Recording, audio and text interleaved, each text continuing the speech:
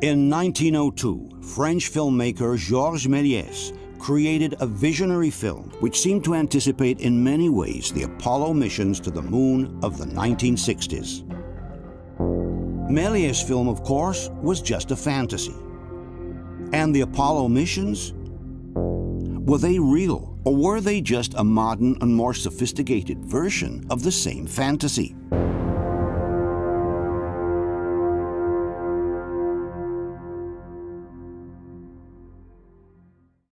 The story of the Apollo missions began in 1961, when President Kennedy announced before the world that the United States intended to land a man on the moon before the end of the decade or before 1970. This caused quite a stir, as up to that point the United States had only been able to launch an astronaut, Alan Shepard, in a short suborbital flight of only 15 minutes. Never having even sent a man in Earth orbit, setting the goal of reaching the moon in less than 9 years sounded like a far-fetched idea, to say the least. But it is at that point, according to the official narrative, that the United States set in motion a powerful technological machine that would actually allow them to reach the goal established by Kennedy a few months before the end of the decade, in July 1969. Those who don't believe that we went to the moon instead maintain that the United States did launch into this titanic enterprise, but they reached a point around 1967 in which they realized they could not overcome all the obstacles posed by such an ambitious project. And at that point, the only option left was to pretend to go to the moon. As they could not admit to the entire world that they were unable to achieve their goal, the United States would have chosen to fake the missions by using all the simulation systems they already had in place, which allowed them to replicate an entire lunar mission from beginning to end. For the people watching at home, it would have made no difference. Let's see now more in detail what happened during the historic decade of the lunar missions. History books tell us that in the 1960s, the so-called race to the moon took place. It refers to the competition between the United States and the Soviet Union about who could reach the moon first. If we take a closer look at the events, however, we will realize that it was actually a one-sided race, without a real opponent. It was only the Americans who truly tried to the end, driven not so much by the competition with the Soviets, but rather by the monstrous propaganda machine they themselves had set in motion at the beginning of the decade. Officially, the so-called race to the moon began on April 12, 1961, when the Soviets managed to put into orbit the first human being, Yuri Gagarin. It was then that President Kennedy asked Vice President Johnson to assess what the actual possibilities were for the United States to beat the Russians into space. This is where a very important figure comes into the picture, NASA Administrator James E. Webb. Johnson consulted with Webb and a few days later returned to Kennedy with an answer. Among the contemplated possibilities, one was to send a man to the moon. 2 weeks later, President Kennedy delivered the following speech in front of Congress. Now it is time to take longer strides. Time for a great new American enterprise. Time for this nation to take a clearly leading role in space achievement. I therefore ask the Congress above and beyond the increases I have earlier requested for space activities, to provide the funds which are needed to meet the following national goals. First, I believe that this nation should commit itself to achieving the goal, before this decade is out, of landing a man on the moon and returning him safely to the Earth. From that moment on, NASA Administrator James Webb threw all his energies behind the Luna project. From NASA's historical archives, we read, Webb, who had endorsed the Apollo program to Kennedy, now had his priorities fixed on the manned Luna landing, and he reorganized the space agency accordingly. An excellent mediator, Webb managed to gather the support from prominent political figures such as Senator Kerr from Oklahoma.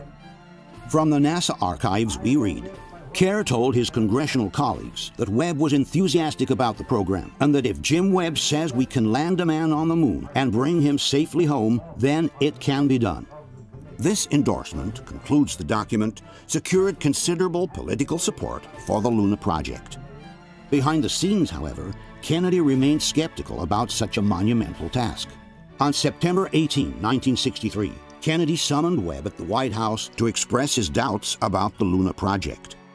Thanks to a recently released recording, we can listen to the actual conversation between the two men. If I get reelected, we're not going to go to the moon in our period, are we? No, you're not going.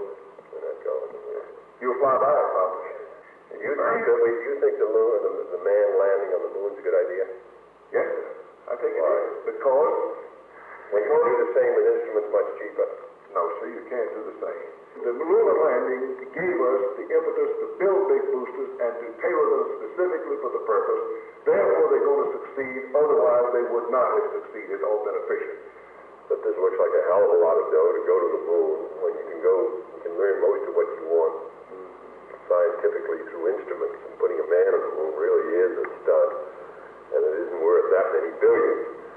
Only 2 days later, in front of the United Nations, Kennedy made one last attempt to engage the Soviets in going to the moon together. Finally, in a field where the United States and the Soviet Union have a special capacity, in the field of space, there is room for new cooperation, for further joint efforts in the regulation and exploration of space. I include among these possibilities a joint expedition to the moon. Khrushchev's response was not long in coming, but it was certainly not encouraging. 1 month later, at a meeting with the foreign press, the chief of the Kremlin stated, "At the present time, we do not plan flights of cosmonauts to the moon. I have read a report that the Americans wish to land on the moon by 1970. Well, let's wish them success, and we will see how they fly there, and how they will land there, or to be more correct, moon there. And most important, how they will get up and come back. We do not wish to compete in sending people to the moon without thorough preparation." They took off their hats. At that point, Kennedy realized that the die was cast, and that the United States would have to go it alone. This nation has tossed its cap over the wall of space, and we have no choice but to follow it. The day after, in Dallas, John Kennedy was killed. But at that point, the Luna program had been launched and passed directly into the hands of the new president, Lyndon Johnson. In the meantime, the Soviets were still trying to develop a Luna program and were secretly training their cosmonauts for it. But their program ended abruptly for a number of different reasons. The first was the unexpected death of Sergei Korolyov, the father of the Russian space program. During routine surgery in January 1966, Korolyov died. The one figure with the authority and vision to galvanize the system behind the goal of beating the Americans had gone. The man who had launched the first satellite, Sputnik, who had put the first man in orbit, Gagarin, the man who had conceived the entire Soviet space program, was gone without leaving a successor, and there was no one capable of replacing him at that point. This led to a series of internal divisions at the top of the Russian Space Agency, which resulted in a streak of dramatic disasters. 4 heavy rockets of the new N-1 kind, designed to reach the moon, exploded during testing on the ground. It was the end of the Soviet Luna program, as described by Roald Sagdayev, the former director of the Russian Space Agency. Very few people remember that in parallel with American Apollo program, Soviets attempted to have their own program. But this Soviet program on kind of counterpart to American Apollo, it failed. It failed because the large rocket, Russian counterpart to Saturn V, exploded several times, even without getting chance to take off the launching site. In the meantime, the situation in the United States was rapidly changing. This evening, I came here to speak to you about Vietnam. I do not have to tell you that our people are profoundly concerned about that struggle. The Vietnam War now completely occupied the minds of the Americans, while ingurgitating an ever-increasing share of the national budget. At the same time, the cost of the Apollo program was spiraling out of control. As this documentary of the time explains, the cost of the Luna project had soared beyond all expectations even before a single rocket had lifted off the ground. The status of fabrication and testing of Apollo hardware was such that the program had reached and passed its peak costs. Before a single manned Apollo mission was launched, the program itself began to go out of business. In fall of 1965, General Samuel C. Phillips, director of the Luna landing program, presented NASA executives with a report that exposed in no mild terms the state of confusion and shortcomings suffered by the Apollo program. In particular, Phillips pointed his finger on the command module and the second stage of the Saturn rocket, which had been contracted to the aerospace company North American. After 4.5 years, and a little more than a year before first flight, wrote Phillips, there are still significant technical problems and unknowns affecting this stage. Technical problems with electrical power capacity, service propulsion, structural integrity, weight growth, etc. have yet to be resolved. Delayed and compromised ground and qualification test programs give us serious concern that fully qualified flight vehicles will not be available to support the Luna landing program. There is little confidence, concluded Phillips, that North American will meet its schedule and performance commitments within the funds available for this portion of the Apollo program. In this recorded conversation with President Johnson, NASA Administrator Webb can be heard complaining about the lack of funds needed to keep the Apollo program within schedule. Well, I mean, these people have got to fly and put men up there, and it's awfully hard to go to North American and say, we're going to cut you back $130 million under your own estimate of doing the work and demand even more work for $130 million less, and you've got to find a way to do it. Instead of being resolved, the problems denounced by Phillips kept piling up, sending the cost tally into a seemingly endless spiral. A fuel tank from the command module exploded during a test. The environmental control system of the command module didn't work and had to be redesigned from scratch. The second stage of the Saturn rocket had exploded once in 1965, and then again in 1966, considerably delaying the program itself. Cracks had been found in the structure of the rocket and in the fuel tanks. The Luna module design was also progressing among continuous problems and consequent delays. They find hundreds of problems, things that weren't built right, weren't installed right, or electrical wires that are frayed, possibly broken, and most alarming of all, there are fuel leaks everywhere in the system. This brings us to 1967, the year of the crisis. In January of that year, Thomas Barron, a North American inspector in charge of security verifications, presented a 50-page report revealing that the problems denounced by Phillips had been anything but resolved. Among the most prominent issues, Barron listed difficulties with people, parts, equipment, and procedures, not to mention poor safety practices and the accidents they caused. In particular, Barron denounced a lack of coordination between people in responsible positions, a lack of communication between almost everyone, the fact that people in responsible positions did not take many of the problems seriously. Barron then added, "We should not compromise the safety of the astronauts just for the benefit of a schedule." As if to confirm Barron's premonitions, on January 20, the rocket that was supposed to take the first manned flight into orbit exploded during the testing phase. And then, 7 days later, tragedy struck. During a ground simulation of Apollo 1, the first Saturn mission with men on board, the three astronauts, Virgil Grissom, Ed White, and Roger Chaffee, died on the launch pad, burned alive inside the capsule that was supposed to take them into space 3 weeks later. Just moments before his death, Grissom had complained about the malfunctioning of the communications between the capsule and the control tower. Hey, how are we going to get the moon if we can't talk between three buildings? I can't hear a thing you're saying. Jesus Christ. But how are we going to get the moon if we can't talk between 2 or 3 buildings? They were his last words. A few seconds later, a blaze engulfed the interior of the cabin, which was pressurized with pure oxygen. The first to call out the fire was White. Oh, no, fire in the cockpit! Then came the desperate scream from Chaffee.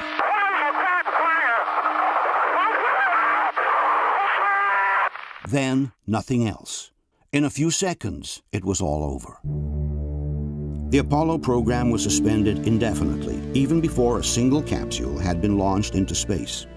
The technical commission charged with discovering the cause of the fire was entrusted to astronaut Frank Borman. At the end of the investigation, it was concluded that the Apollo capsule needed to be redesigned from top to bottom. This added another year of delay to the already tight program schedule. At that point, many felt that the Apollo program was over even before it started. That was quite a shock. I almost had to pull over to the side of the road, catch my breath, because I thought, well, this is the end of our future. The program started to just churn. Churn and churn and churn.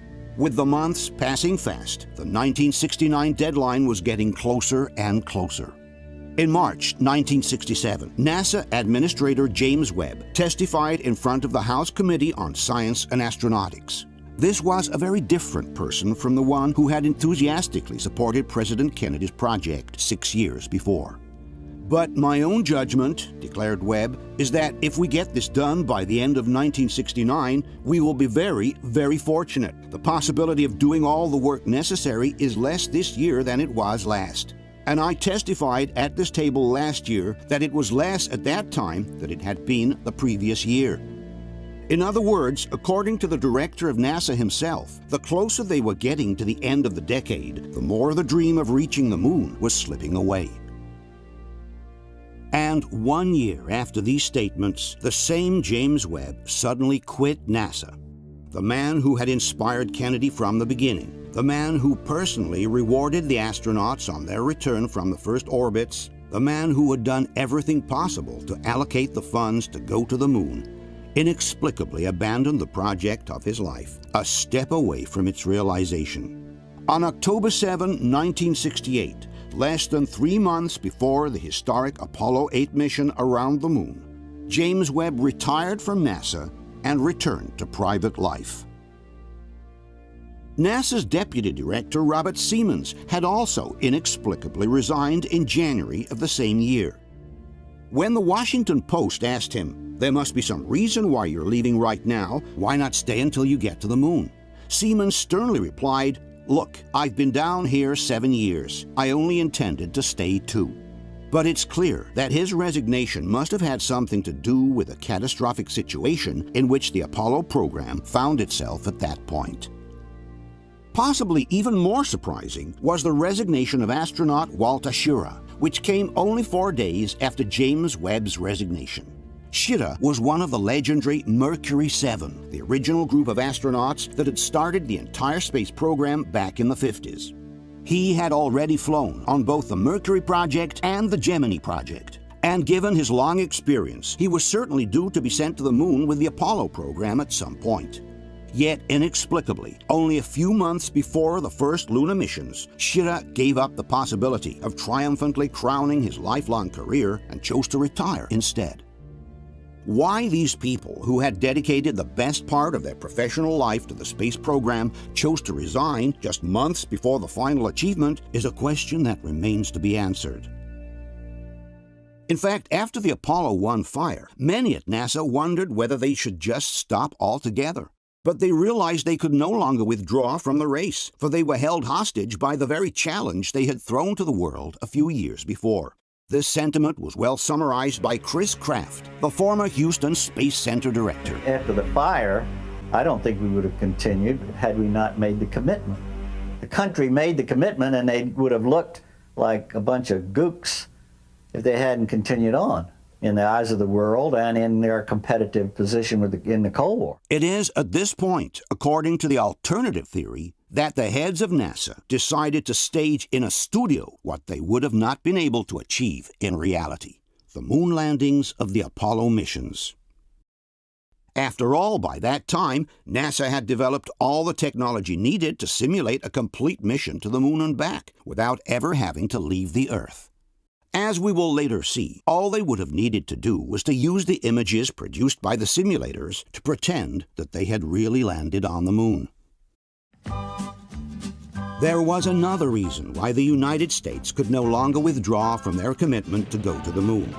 It was the domestic public opinion, which had been galvanized by a decade of relentless propaganda, in which the conquest of the moon had been sold to the public like something imminent and certain. These clips from the propaganda films of the time help us to understand the spirit of the era. Sometime in the future, American astronauts will explore the moon. This is the first of the big Saturn V. Someday it will carry 3 men and equipment to the moon and back. In a few short years, this scene of man on the moon will be a reality. This is the Apollo Command Module. A spacecraft like this will one day carry astronauts to the moon and back.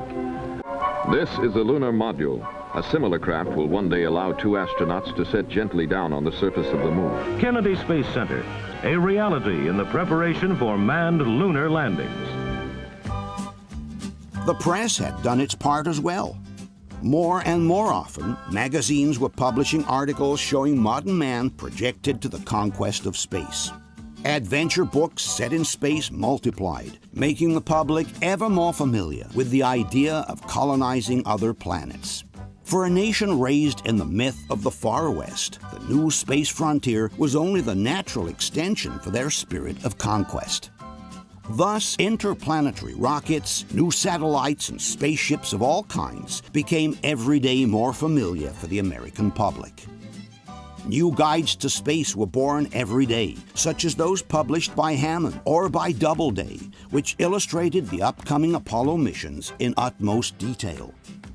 There was even a guide to space for elementary teachers. Kids in schools spent their time building their rockets, dreaming of going to the moon one day. If I ever go to the moon, I think it'll be very fun. I just hope to go very, very soon, and I hope I'm not really that old. Walt Disney had created an entire section of Disneyland dedicated to space travel called Tomorrowland. Meanwhile, Disney regularly published books and comics in which his most famous characters went into space. Then you had children's coloring books, with Daddy taking his kids to visit the moon. You had model books with cardboard rockets and astronauts' figurines to cut out. You had 3-dimensional books describing in detail every aspect of life in a space station.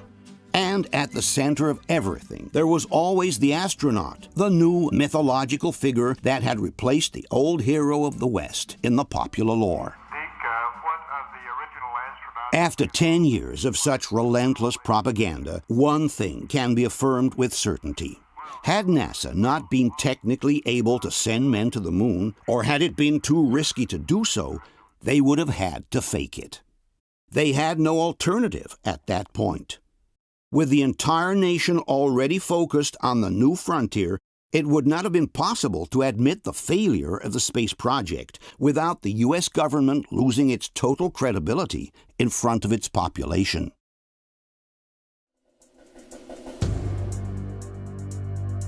This is, in essence, the thesis proposed by Bill Kaysing, the man who went down in history as the father of the so-called moon hoax theory. The reason I believe that NASA and the government faked the moon landing was basically it was technically impossible to do it.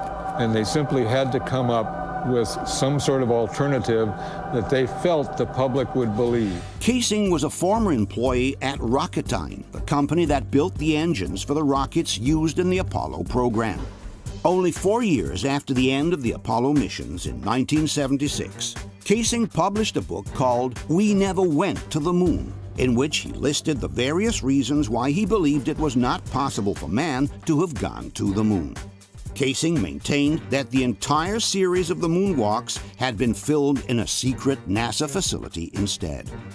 Casing's book caused quite a stir and was followed a few years later by a similar book written by independent researcher Ralph Renee. His book was called NASA Mooned America. In particular, Renee claimed that it would have been impossible for the astronauts to safely get across the Van Allen belts, the two radioactive belts located around the Earth that one needs to traverse in order to reach the moon. There is absolutely no way they went to the moon with what they had. In fact, there's no way they can go today. There's no way they can go tomorrow. You don't send man where you haven't sent the monkey. As time went by, the theories proposed by Casing and Renee began to gain traction. But it was only with the advent of the Internet that the so-called moon hoax theory began to spread at a worldwide level. Since the Internet, NASA has placed all the pictures taken by the astronauts online in high definition. All the films and TV recordings from the same missions have also been published through their official distributor, a company called Spacecraft Films. Thanks to all this material, any independent researcher can now personally examine all the original footage and pictures from the lunar missions. This has generated a flurry of highly researched books and documentaries that seriously question the fact that man has gone to the moon. Hollywood has also played its part in reinforcing the idea that men never went to the moon. In 1979, only 10 years after the first lunar mission, the film Capricorn 1 was released.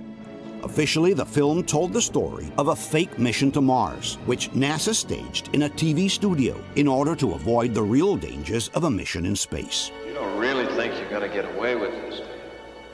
Well, I don't know. It's a chance. Maybe it's not a very good one, but it's a chance. But Capricorn 1 was clearly referring to the recent lunar missions, as in fact the film's slogan read, "Would you be shocked to find out that the greatest moment in our recent history may not have happened at all?"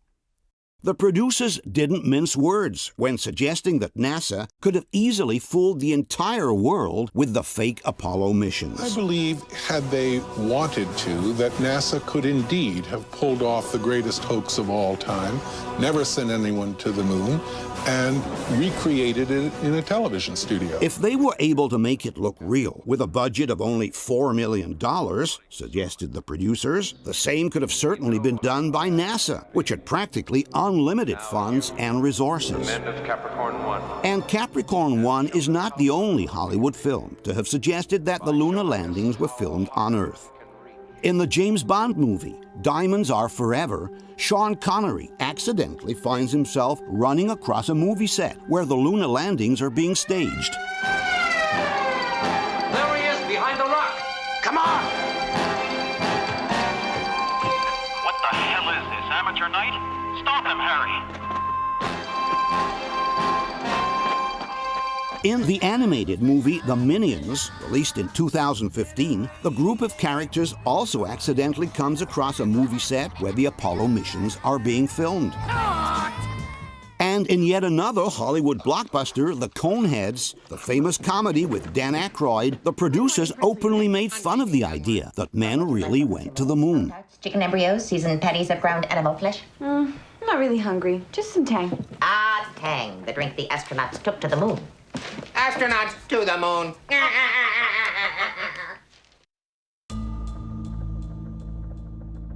Obviously, there are also those who are absolutely convinced that we went to the moon and openly defend the official narrative by NASA.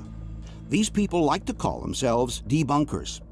Among the best known and most active, we should mention Phil Plait, editor of the website Bad Astronomy, Jim Oberg, journalist and expert in space issues, The Italian Paolo Attivissimo, editor of the website on the moon hoax and collaborator of the Apollo Lunar Journal, NASA's official website on the Apollo missions. As an official NASA collaborator, Attivissimo represents a particularly authoritative voice in the field of the lunar debate. Among the debunkers, we should also mention Jay Windley, editor of the website Clavius, and the world-famous Mythbusters, who have devoted an entire episode from their show to debunking the so-called moon hoax theory. Not only do these people believe that we went to the moon, but they claim that there is irrefutable evidence to prove it. We shall therefore begin by analyzing this evidence one item at a time. The first piece of evidence commonly cited in favor of the Apollo missions comes in the form of reasoning. If it's true that NASA faked the moon landings, goes the argument, why did the Russians keep mum instead of exposing the hoax to the entire world? I russi sono stati zitti perché? Nessuno se lo sa spiegare. There are in fact different reasons why the Russians would not have exposed the fake landings in any case. The first one is that, given their position, no one in the world would have believed them. Just imagine if the Russians, who had just lost the race to the moon, had tried to suggest that NASA faked the moon landings. The Americans would have ridiculed them in front of the entire world, calling them sore losers. With more than 500 million people having just witnessed the moon landings on television, it would have been very easy to dismiss any Russian accusation with a laugh. Had the claim come from a neutral nation, then maybe it would have been somewhat believable. But coming from the same people who had just lost the race to the moon, no one would have taken them seriously.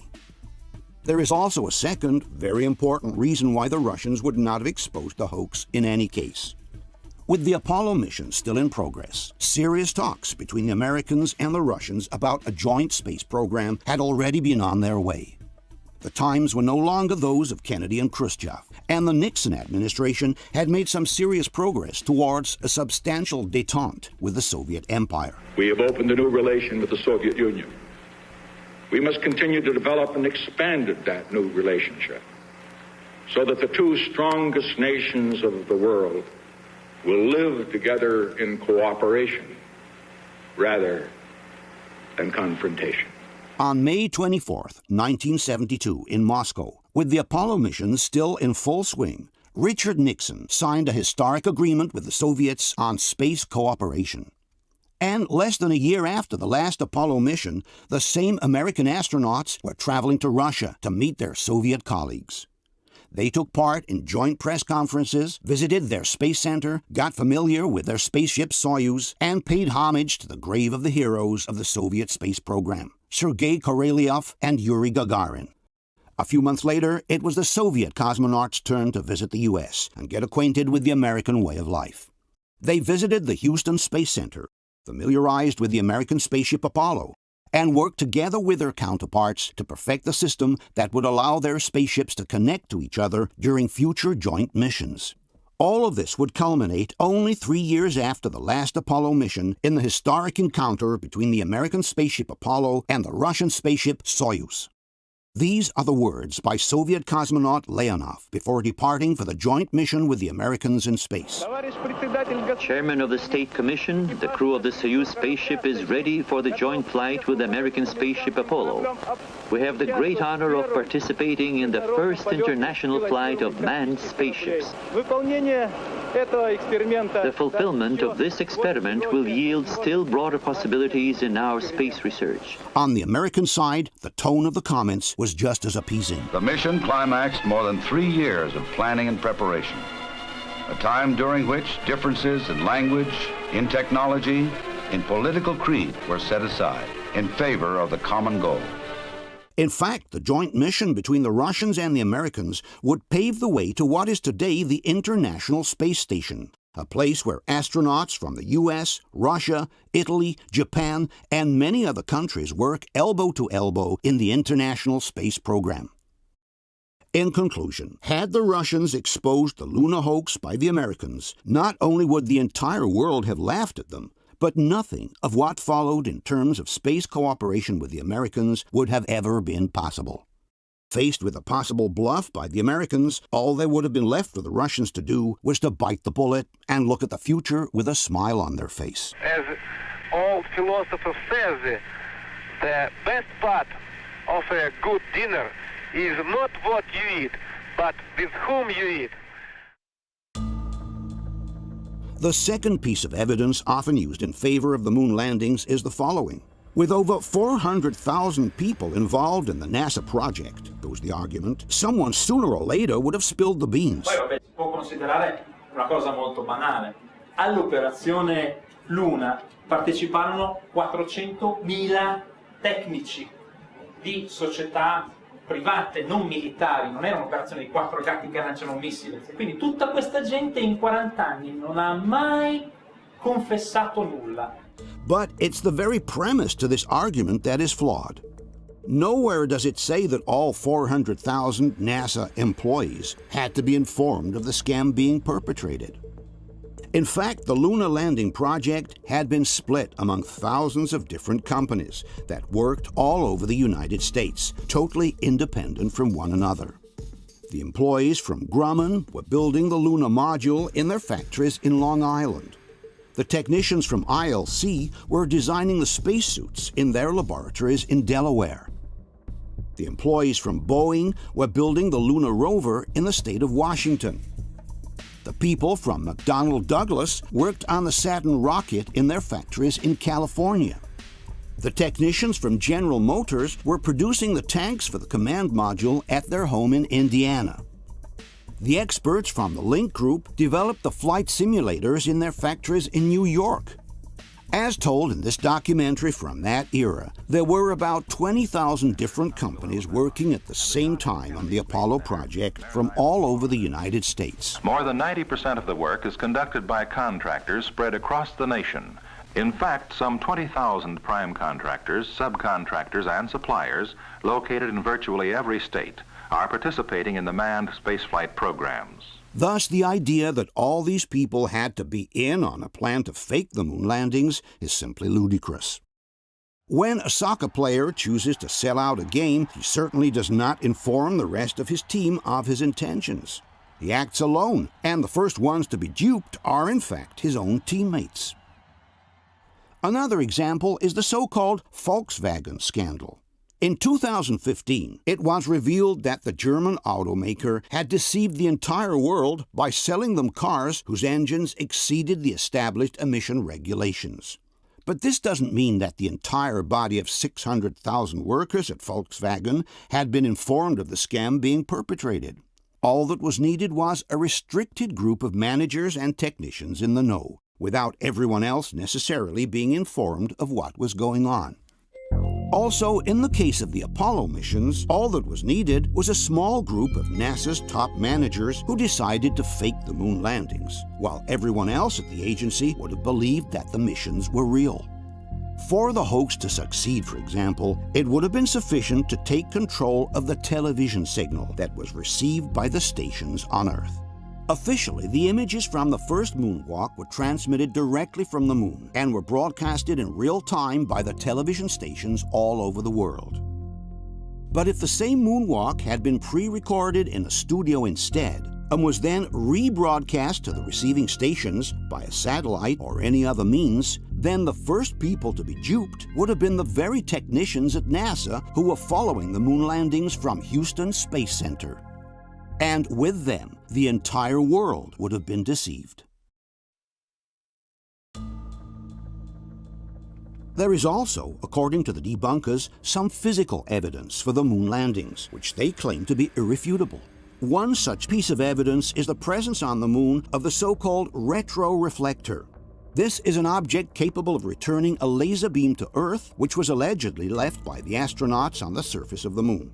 According to the Mythbusters, this retroreflector represents irrefutable and conclusive evidence that man went to the moon. There's time for just one final test. And not just any old test, but the ultimate proof of man's moon mission. What's this? A reflector. In fact, it's called a retroreflector, made up of many tiny prisms just like this. If there was a retroreflector on the moon, and we knew its exact location, and we had a powerful enough laser, we could detect the reflection and prove there is man-made equipment on the moon. So what you're saying is that we get a really big laser and point it at the reflector on the moon, and if we get a signal back that means that we were, in fact, there. Precisely. In order to prove their point, the Mythbusters conducted an experiment from the Apache Point Observatory in New Mexico. This thing right here is the Apache Point Observatory, and these guys have the tools that we need to put the final nail in the coffin on the moon landing hoax. That's the location where Apollo 15 landed on the moon. That is so cool. Initiating laser on retroreflector from Apollo 15. And there's a spike beginning to stand out. Is that it? That's the return from Apollo 15. Light returning from the laser retroreflector at exactly the wavelength and distance that we were expecting. But it's really thrilling to watch it happen right in front of us. Not just thrilling, but conclusive. We shined that laser at the moon on the second test, and we got a clear spike back. Photons came back to our receptor. Now, the only way that that could happen is if there was a piece of man-made equipment up on the moon to reflect them back. It may seem like conclusive evidence, but it is far from that. It's in fact perfectly possible to bounce a laser beam off the lunar surface and detect it on Earth without the aid of any particular instrument. This kind of experiment had already been successfully conducted by the Massachusetts Institute of Technology in 1962, 6 years before the Apollo missions. From the December 1966 issue of National Geographic, we can read, 4 years ago, a ruby laser, considerably smaller than those now available, shot a series of pulses at the moon, 240,000 miles away. The beams were reflected back to Earth with enough strength to be measured by ultra-sensitive electronic equipment. A similar experiment was replicated by the Soviets 1 year later. From the New York Times of November 4th, 1963, we can read, a concentrated beam of light has been bounced off the moon and detected on Earth by a Soviet observatory in Crimea. The feat duplicates an experiment conducted late last year by engineers of the Massachusetts Institute of Technology. It was 6 whole years before the Apollo missions, and it was already possible to bounce a laser beam off the moon with no need of a retroreflector. Furthermore, assuming that such an object is actually present on the moon, this doesn't mean that it was brought up there by astronauts. A retroreflector could have been easily placed on the surface of the moon by an unmanned probe. The Soviets had done exactly the same thing in the same years when they sent retroreflectors to the moon with their unmanned probes, Lunokhod 1 and Lunokhod 2. In no case, then, can the retroreflector be considered a valid proof in favor of the Apollo missions, let alone a definitive one.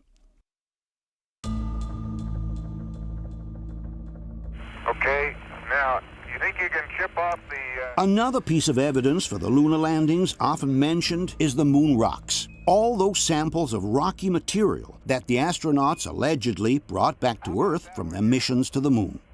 Being composed of different material than the Earth, claim the debunkers, these rocks are the tangible proof that man went to the moon. From the debunking site Clavius, we can read, the lunar surface samples returned by the Apollo missions are considered by many to be the most compelling evidence that the missions were authentic. On its own website, NASA writes, moon rocks and common sense prove Apollo astronauts really did visit the moon. In reality, these alleged moon rocks by themselves don't prove anything. Even accepting that their composition is different from that of the Earth, we must remember that many meteorites originating from the moon have been retrieved in Antarctica. Well, I got a phone call once, a fellow at the Smithsonian, and he said, Jerry, we have now a meteorite which I just brought back from Antarctica, which is from the moon. The whole assembly of scientists attacked this object, and at the end of a year and a half, the conclusion was it was a moon rock. It was unambiguously a moon rock. And it's certainly a curious coincidence that Wernher von Braun and some of his NASA colleagues visited Antarctica in 1967, exactly 1 year before the beginning of the Luna missions. As stated by the New World Encyclopedia, the expedition was one of the first to systematically search the ice surface for meteorites believed to originate from the moon for later use as a reference material. Nothing forbids that this reference material could have been later used as original after the Apollo missions. Furthermore, it is possible that the diversity of the lunar rocks was obtained with some special processing here on Earth, as suggested by Bill Wood, an aerospace engineer.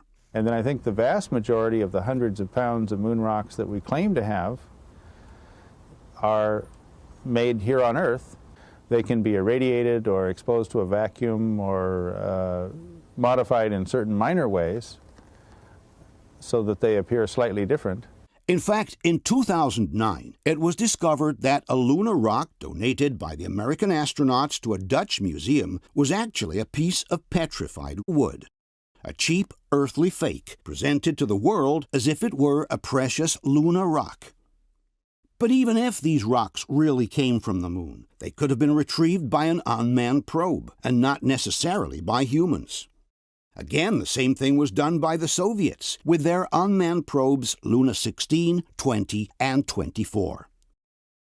Thus, in no case, regardless of their origin and composition, can the so-called lunar rocks be considered proof that man went to the moon.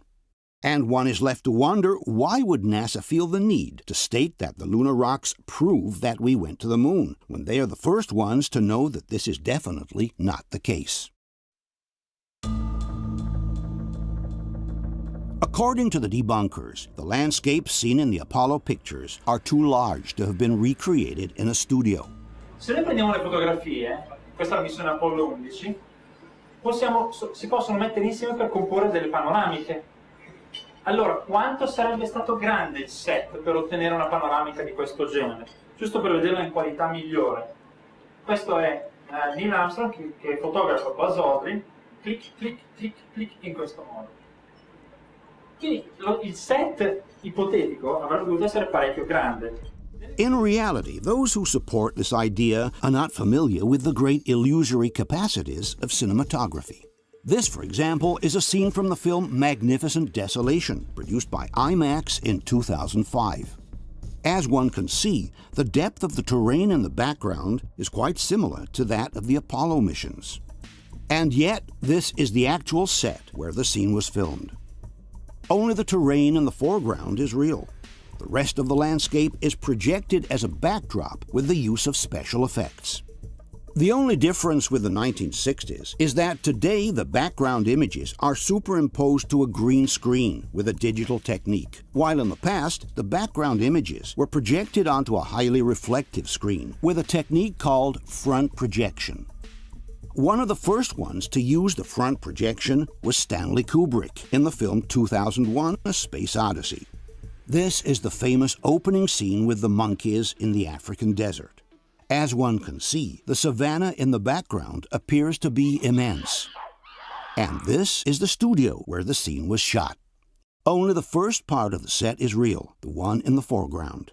The rest is a photographic image, which is projected onto this highly reflective silk screen. Here is another example of the use of front projection from the same Stanley Kubrick film. The terrain in the foreground is real, and we are in the studio, while the image in the background is the result of a projection onto a highly reflective screen. One way to know whether the front projection was used is to verify whether there is a continuous separation line between foreground and background crossing the entire image from left to right. This is actually the line separating the real terrain in the studio from the projection screen in the background. And, curiously enough, we notice that in many of the Apollo pictures, a continuous line crossing the frame from left to right is present. This line separates the terrain in foreground from the distant hills in the background.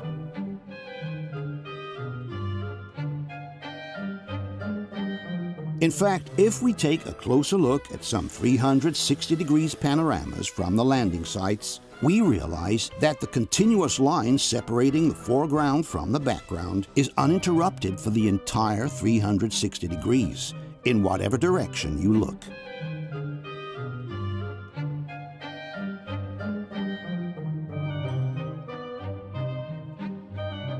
This means that either the astronauts have landed on some kind of truncated cone separated for 360 degrees from the distant hills, or the images have been shot in a studio, and the continuous line separating the foreground from the background is just the separation line between the real set and the projected image. Furthermore, at the time of the Apollo missions, Hollywood had already developed a mobile front projection system, which could have also allowed to film moving scenes with the distant background projected on a screen. Another technique used to obtain similar results was that of painted backdrops, as in this example from a Hollywood film from the 50s. Nicola Pecorini has worked extensively in Hollywood as a cinematographer, making films for Sylvester Stallone, Terry Gilliam, and many others. We asked him about this alleged impossibility of creating such large sets in a studio. La tesi di chi dice siamo stati sulla Luna è che sarebbe impossibile costruire un set del genere sulla Terra. Ma non è affatto vero che è impossibile. Cioè, dagli anni 30 che fanno set, perché non è che devi costruire il set fisicamente fino là, cioè, tu costruisci e poi ci sono dei backdrops. Cioè, i set enormi anche in, come si chiamava, Gone with the Wind, erano dei bei dipinti, i cieli, non è che erano veri cieli. Another technique for which Hollywood is famous is that of miniaturization. Apparently huge situations can be reproduced in a studio to the smallest detail. Small-scale models are also regularly used in Hollywood with great effectiveness. In fact, there are serious suspicions that the images of the lunar module departing from the moon were actually filmed in a studio using small-scale models. In conclusion, if we were to believe that everything we see on a screen is real, we would also have to believe that New York was submerged by a devastating tsunami, that gigantic gorillas can climb the Empire State Building, and that the magical Kingdom of Oz actually exists.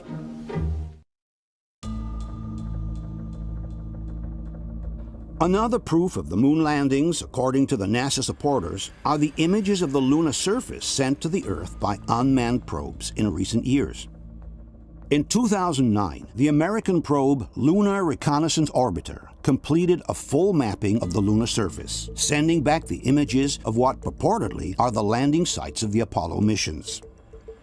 Obviously, it's hard to consider these images as an actual proof of the landings when NASA itself is suspected of having falsified the pictures from 6 entire missions to the moon back in the 60s.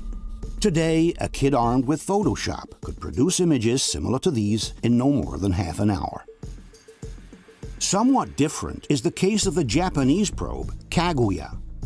In 2008, this probe scanned the entire lunar surface, sending back altimetry data that allows us to recreate the exact morphology of the lunar terrain on a computer. According to the debunkers, the fact that the images generated by Kaguya show a terrain very similar to the one seen in the Apollo pictures proves that the lunar missions were real.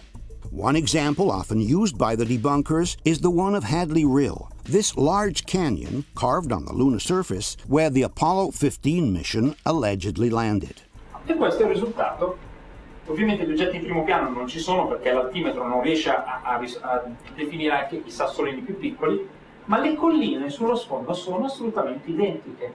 Allora, come faceva la NASA ad avere delle fotografie quasi 40 anni fa di un luogo sulla Luna con la forma esattamente giusta che poi 40 anni dopo noi siamo riusciti ad andare a verificare? Come faceva? Mistero. In fact, there is no mystery here at all. As confirmed by this 1966 documentary, NASA had already sent probes to photograph the lunar landing sites from up close well before the Apollo missions had started. Charting actual landing sites for the astronauts is the job of Lunar Orbiter. 2 of the 850-pound satellites have orbited the moon, photographing and mapping wide areas, sometimes sweeping as low as 25 miles above the surface. Here are some of the pictures helping to determine the height and slope of lunar mountains and the depth of craters. So accurate had been the photographic surveys that NASA had been able to build a gigantic moon globe which replicated the entire lunar surface in utmost detail. All it would have taken at that point was to film the moving surface of this globe using, for example, this circular rail to give the impression of really flying around the moon. Furthermore, for the Hadley Rill area in particular, NASA had built a three-dimensional model reproducing the Apollo 15 landing site to the smallest detail. This three-dimensional model was then hung from a ceiling upside down and was illuminated by special lights that simulated the sunlight. By filming the model with this special camera, which could get as close as a few inches to the surface, NASA was able to film the entire lunar landing approach as if it were the real thing. The images were sent to the monitors in the simulator, making them look like actual images seen from the window of the lunar module. This documentary from NASA explains how the lunar landing simulator worked. To the left of the simulator is a three-dimensional mosaic of the moon's surface. Through closed-circuit television, it presents typical lunar landing displays marked by craters, mounds, and boulders. The mosaic gives the astronaut a realistic feel for his final landing approach. Lunar module motion is simulated by moving the map up and down for vertical motion. A camera on a dolly track provides lateral movement. Lights around the camera lens simulate lunar lighting conditions. With these two simulators, a crew can practice the basic flight elements of the Apollo mission from launch complex to landing on the moon and return to Earth. As one can see, the images produced by the simulator are so similar to those of the actual landing that the initial argument by the debunkers can be reversed. Not only was NASA able to replicate the exact morphology of the landing sites in a studio, but they could have, in fact, simulated the entire lunar landing using the very images from their simulator without the need of actually going to the moon.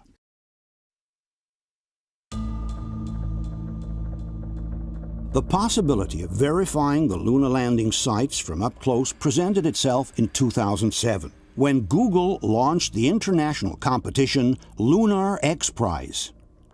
In this competition, Google offers a prize of $30 million to the first private organization that would land a probe on the moon with a robot capable of covering at least 500 meters, while sending live images back to Earth. Take video and pictures and send them back to Earth so we can all share what your spacecraft can see. More than 20 teams from all over the world announced that they were entering the competition. Google also established an additional prize of $4 million for any team who would be able to broadcast live images from any of the Apollo landing sites. At that point, Astrobotic Technologies, a company based in Pittsburgh, announced they intended to visit the most famous landing site of all, the one of Apollo 11. But NASA didn't seem too happy about this initiative, and in 2011 they officially requested a 2-kilometer no-fly zone to be established all around the Apollo landing sites. The purpose, said NASA, was to preserve the landing sites from possible contamination. NASA is taking steps now to preserve the steps they took decades ago on the surface of the moon. They are protecting American landing sites on the moon for historic preservation, presumably because you never know who or what will go back there. And there are a number of missions vying to go back with unmanned craft. They just wanted to clear the area off limits. The request from NASA must have been taken very seriously, since the participants suddenly decided to forego a $4 million prize. From this 2012 article titled "Rocketeers Obey NASA Moon Rules," we can read, "The organizers of the $30 million Google Luna X Prize say their contestants will abide by NASA's appeal to stay away from the Apollo landing sites. One of the teams, Pittsburgh-based Astrobotic Technology, had planned to take a close look at Apollo 11's artifacts and footprints. But President John Thornton said the venture has shifted its primary target to the lunar North Pole. In conclusion, not only is there no actual proof that man went to the moon, but now that we had the possibility of at least checking out the landing sites from up close, NASA has chosen to impose a no-fly zone all over these areas. And all of this just to preserve some footprints that apparently no one will ever be able to see anyway. Let's now examine the most important evidence against the lunar landings, or the reasons why many people don't believe that we went to the moon.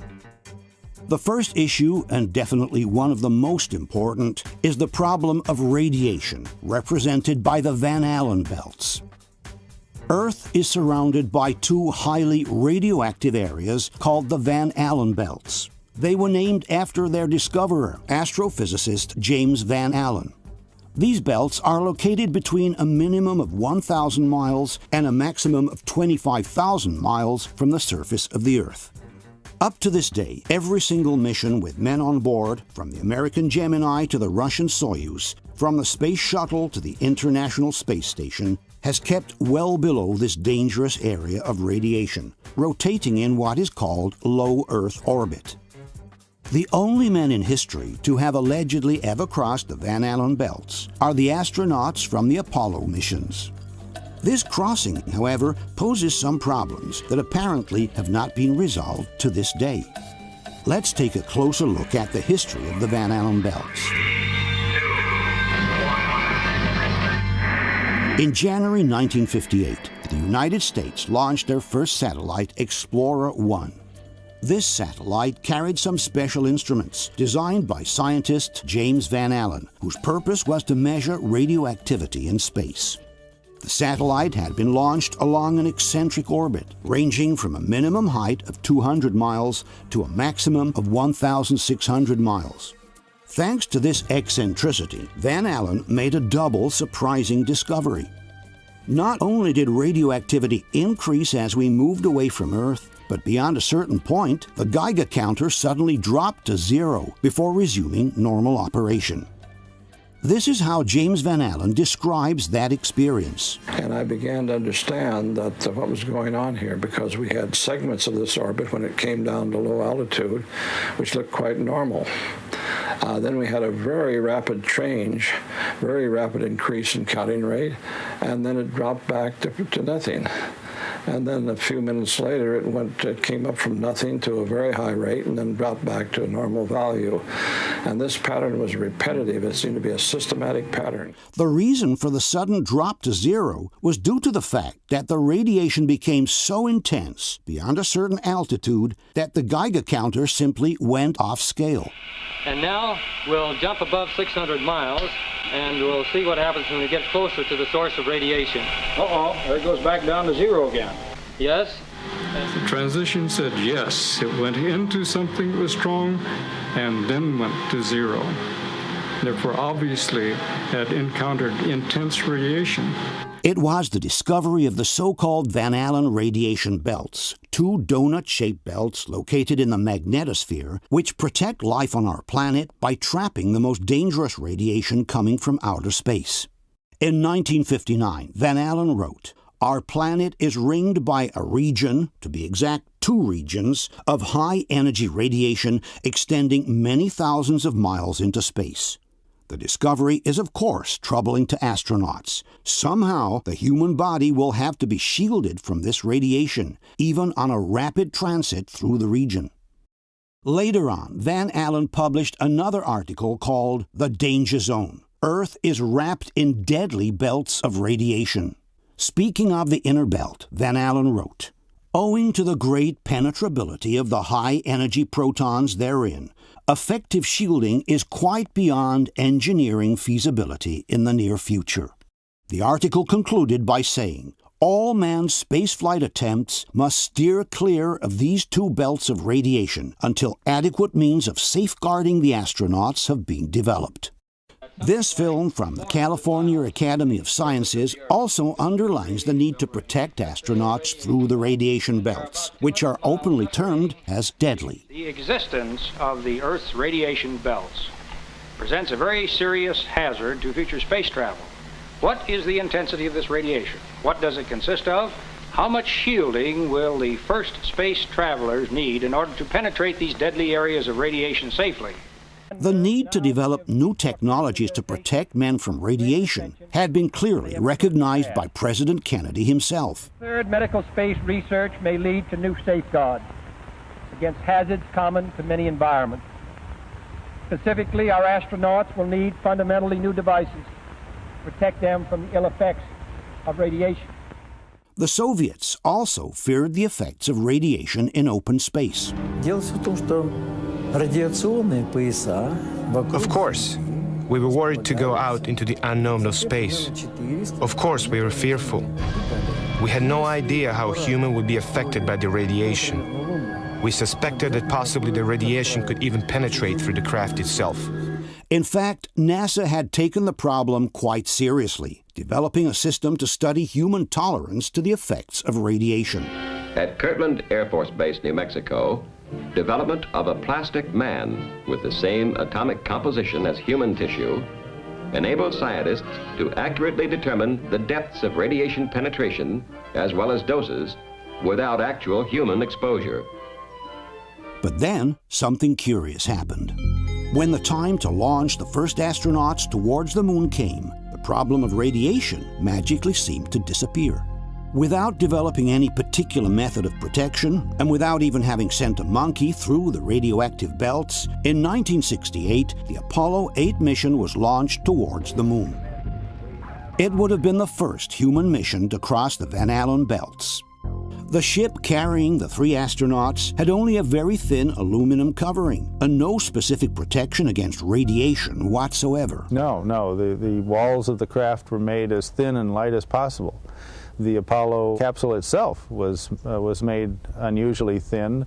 In fact, they couldn't even initially carry enough air inside to be the equivalent to sea level air pressure. They ran it at reduced pressure in order to be able to make the walls thinner. Frank Borman, Jim Lovell, and Bill Anders were the first 3 humans to ever venture across the radiation belts. And yet, during their trip to the moon, that crossing seemed to be the least of their worries.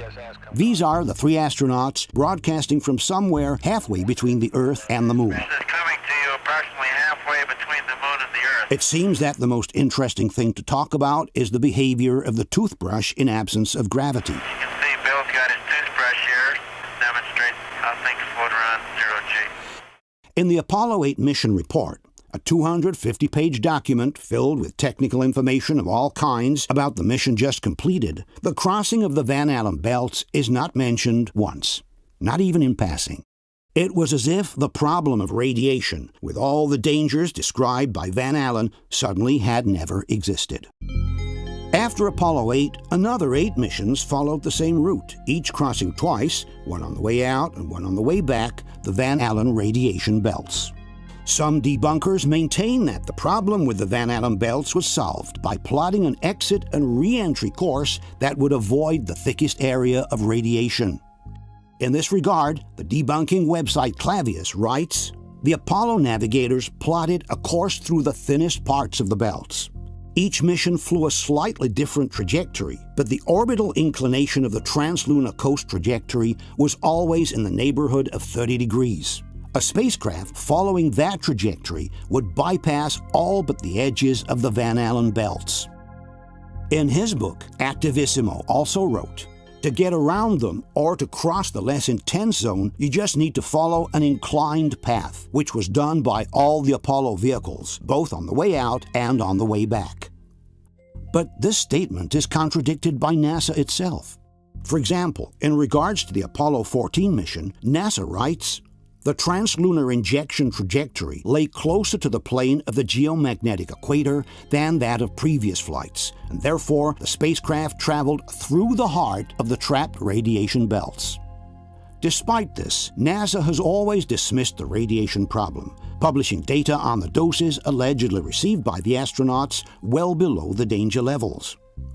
In this regard, NASA wrote, "Apollo astronaut doses were negligible in terms of any medical or biological effects that could have impaired the function of man in the space environment."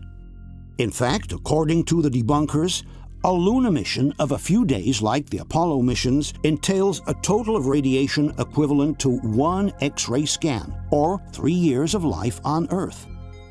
Problem solved then. Obviously, Van Allen must have been mistaken when he said that it would have been necessary to protect the astronauts through the radiation belts, even on a rapid transit through the region. At this point, though, we are left in a conundrum. If it's true that the problem was so brilliantly solved in the 60s, why are the Van Allen belts being called dangerous again, now that NASA wants to travel to the moon with the Orion project? My name is Kelly Smith, and I work on navigation and guidance for Orion. We are headed 3,600 miles above Earth, 15 times higher from the planet than the International Space Station. As we get further away from Earth, we'll pass through the Van Allen belts, an area of dangerous radiation. Radiation like this could harm the guidance systems, onboard computers, or other electronics on Orion. Naturally, we have to pass through this danger zone twice, once up and once back. But Orion has protection. Shielding will be put to the test as the vehicle cuts through the waves of radiation. Sensors aboard will record radiation levels for scientists to study. We must solve these challenges before we send people through this region of space. What does it mean? We must solve these challenges before we send people through this region of space. In the 1960s, the radiation received by the astronauts was the equivalent of a simple X-ray. And today, we must solve these challenges before we send people through this region of space?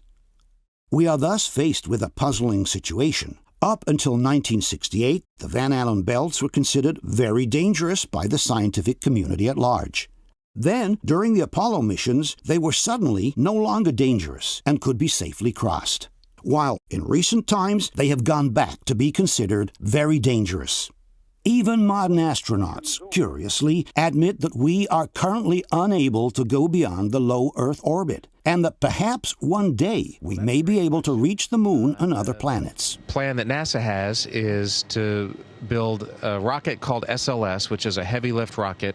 It's something that is much bigger than what we have today, and it will be able to launch the Orion capsule with humans on board, as well as landers or other components to destinations beyond Earth orbit. Right now, we only can fly in Earth orbit. That's the farthest that we can go. And this new system that we're building is going to allow us to go beyond and hopefully take humans into the solar system to explore. So the moon, Mars, asteroids, there's a lot of destinations that we could go to, and we're building these building block components in order to allow us to do that eventually.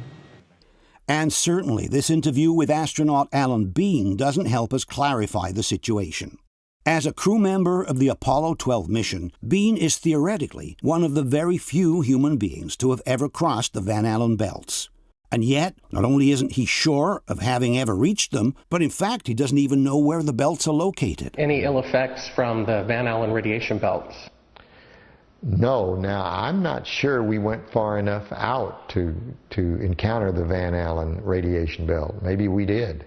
And listen to Bean's reply when he is told that the Van Allen belts are located between the Earth and the Moon. The belts are 1,000 miles to 25,000 miles above the Earth. Then we went right out through them. It's a curious response indeed. After all, Attivissimo himself wrote in his book, all astronauts are trained in plotting trajectories, rendezvous, and orbits by using a ruler, and in orientation by using the stars. Are we truly to believe that one of the few astronauts who ever crossed the Van Allen belts doesn't even know where they are? Or maybe Alan Bean, in a moment of distraction, has let an uncomfortable truth slip out by mistake. I'm not sure we went far enough out to encounter the Van Allen radiation belt. Question. Can you explain why NASA, despite everything Van Allen had written on the dangers of radiation, has sent the first astronauts through the radioactive belts without any specific protection and without even sending a monkey first in order to evaluate the effects of radiation on a biological organism as complex as the human being? If it were true, like the debunkers maintain, that a lunar mission entails a total of radiation equivalent to an X-ray, why does NASA describe today the Van Allen belts as an area of dangerous radiation? If it's true, like NASA maintains, that during the trip to the moon 50 years ago, the astronaut doses were negligible, why does NASA state today, in regards to the Van Allen belts, that we must solve these challenges before we send people through this region of space? How is it possible that one of the very few astronauts to have ever crossed the Van Allen belts doesn't even know where they are, and even doubts having gone far enough out to encounter the Van Allen belts? Let's now discuss the actual lunar landings. We will start by examining the lunar spaceship, or LEM, which has allegedly brought 12 astronauts to walk on the surface of the moon in the course of 6 different missions. The LEM, or Lunar Module, is the vehicle that was designed to carry astronauts to the surface of the moon. But this very LEM raises so many questions that many doubt this vehicle has actually ever reached the moon. They suspect this is only a mock-up model sitting on a movie set instead. Seen from a distance, the LEM appears like a technological wonder. But once we get up close, we realize that it looks more like a mock-up model, somehow put together with steel tubes and papier-mâché, held together with simple Scotch tape.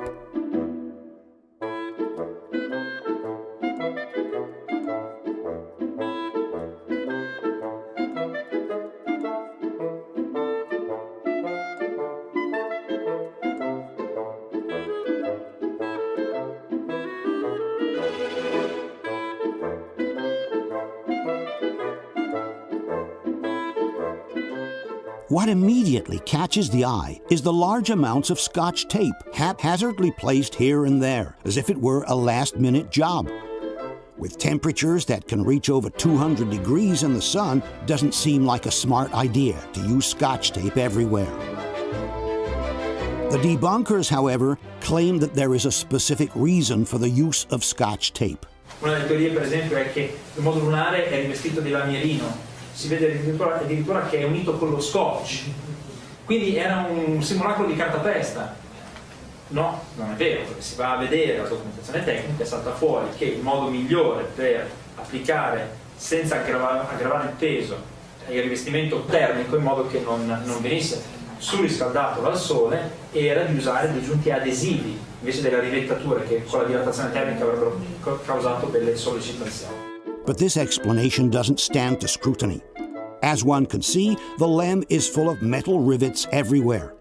There is therefore no explanation for the sloppiness in the construction of the lunar module, with the engines covered with aluminum foil, the external panels not even lining up with each other, and the Scotch tape that seems added at the last moment, just to keep together pieces that would otherwise fall apart. The lunar module cost over $2 billion at the time, which is the equivalent of $21 billion in 2016 currency. Are we truly to believe that NASA has spent all this money to send a vehicle covered with loose pieces of cardboard into space? The second problem posed by the LEM is that there is no crater in the sand caused by the jet of the engine during the landing. According to the debunkers, this crater should not exist at all because the LEM uses very little power when it lands, they say. And it does so on a rocky volcanic surface anyway. Sulla Luna, essendoci un sesto di gravità, il peso che deve essere sostenuto dal motore è un sesto, quindi la spinta che viene scaricata sul terreno è molto modesta. Non c'è motivo di produrre un cratere, oltretutto in una superficie rocciosa, di roccia vulcanica come è quella della Luna. But the surface where the LEM supposedly landed is not rocky at all, like Attivissimo claims. Neil Armstrong himself refutes this statement when he describes a fine-grained, almost powdery surface instead. The surface appears to be very, very fine-grained as you get close to it. It's almost like a powder. A similar comment is made by Alan Shepard, one of the astronauts from Apollo 14. The soil is so soft that it comes up all the way to the top of the footpath.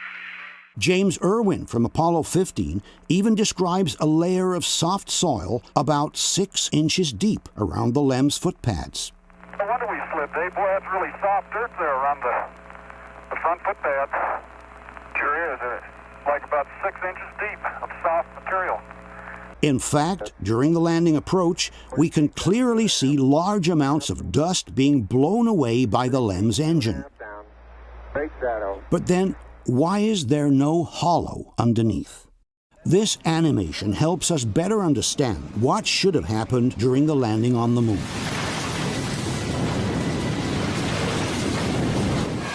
Just like this leaf blower, which blows away the dust on the surface and reveals the hard rock underneath, we would expect to see a hollow in the sand under the LEM, revealing the hard terrain under the surface.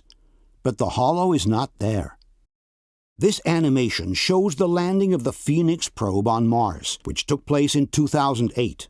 As one can see, the Phoenix also uses rockets to land on the surface of the planet.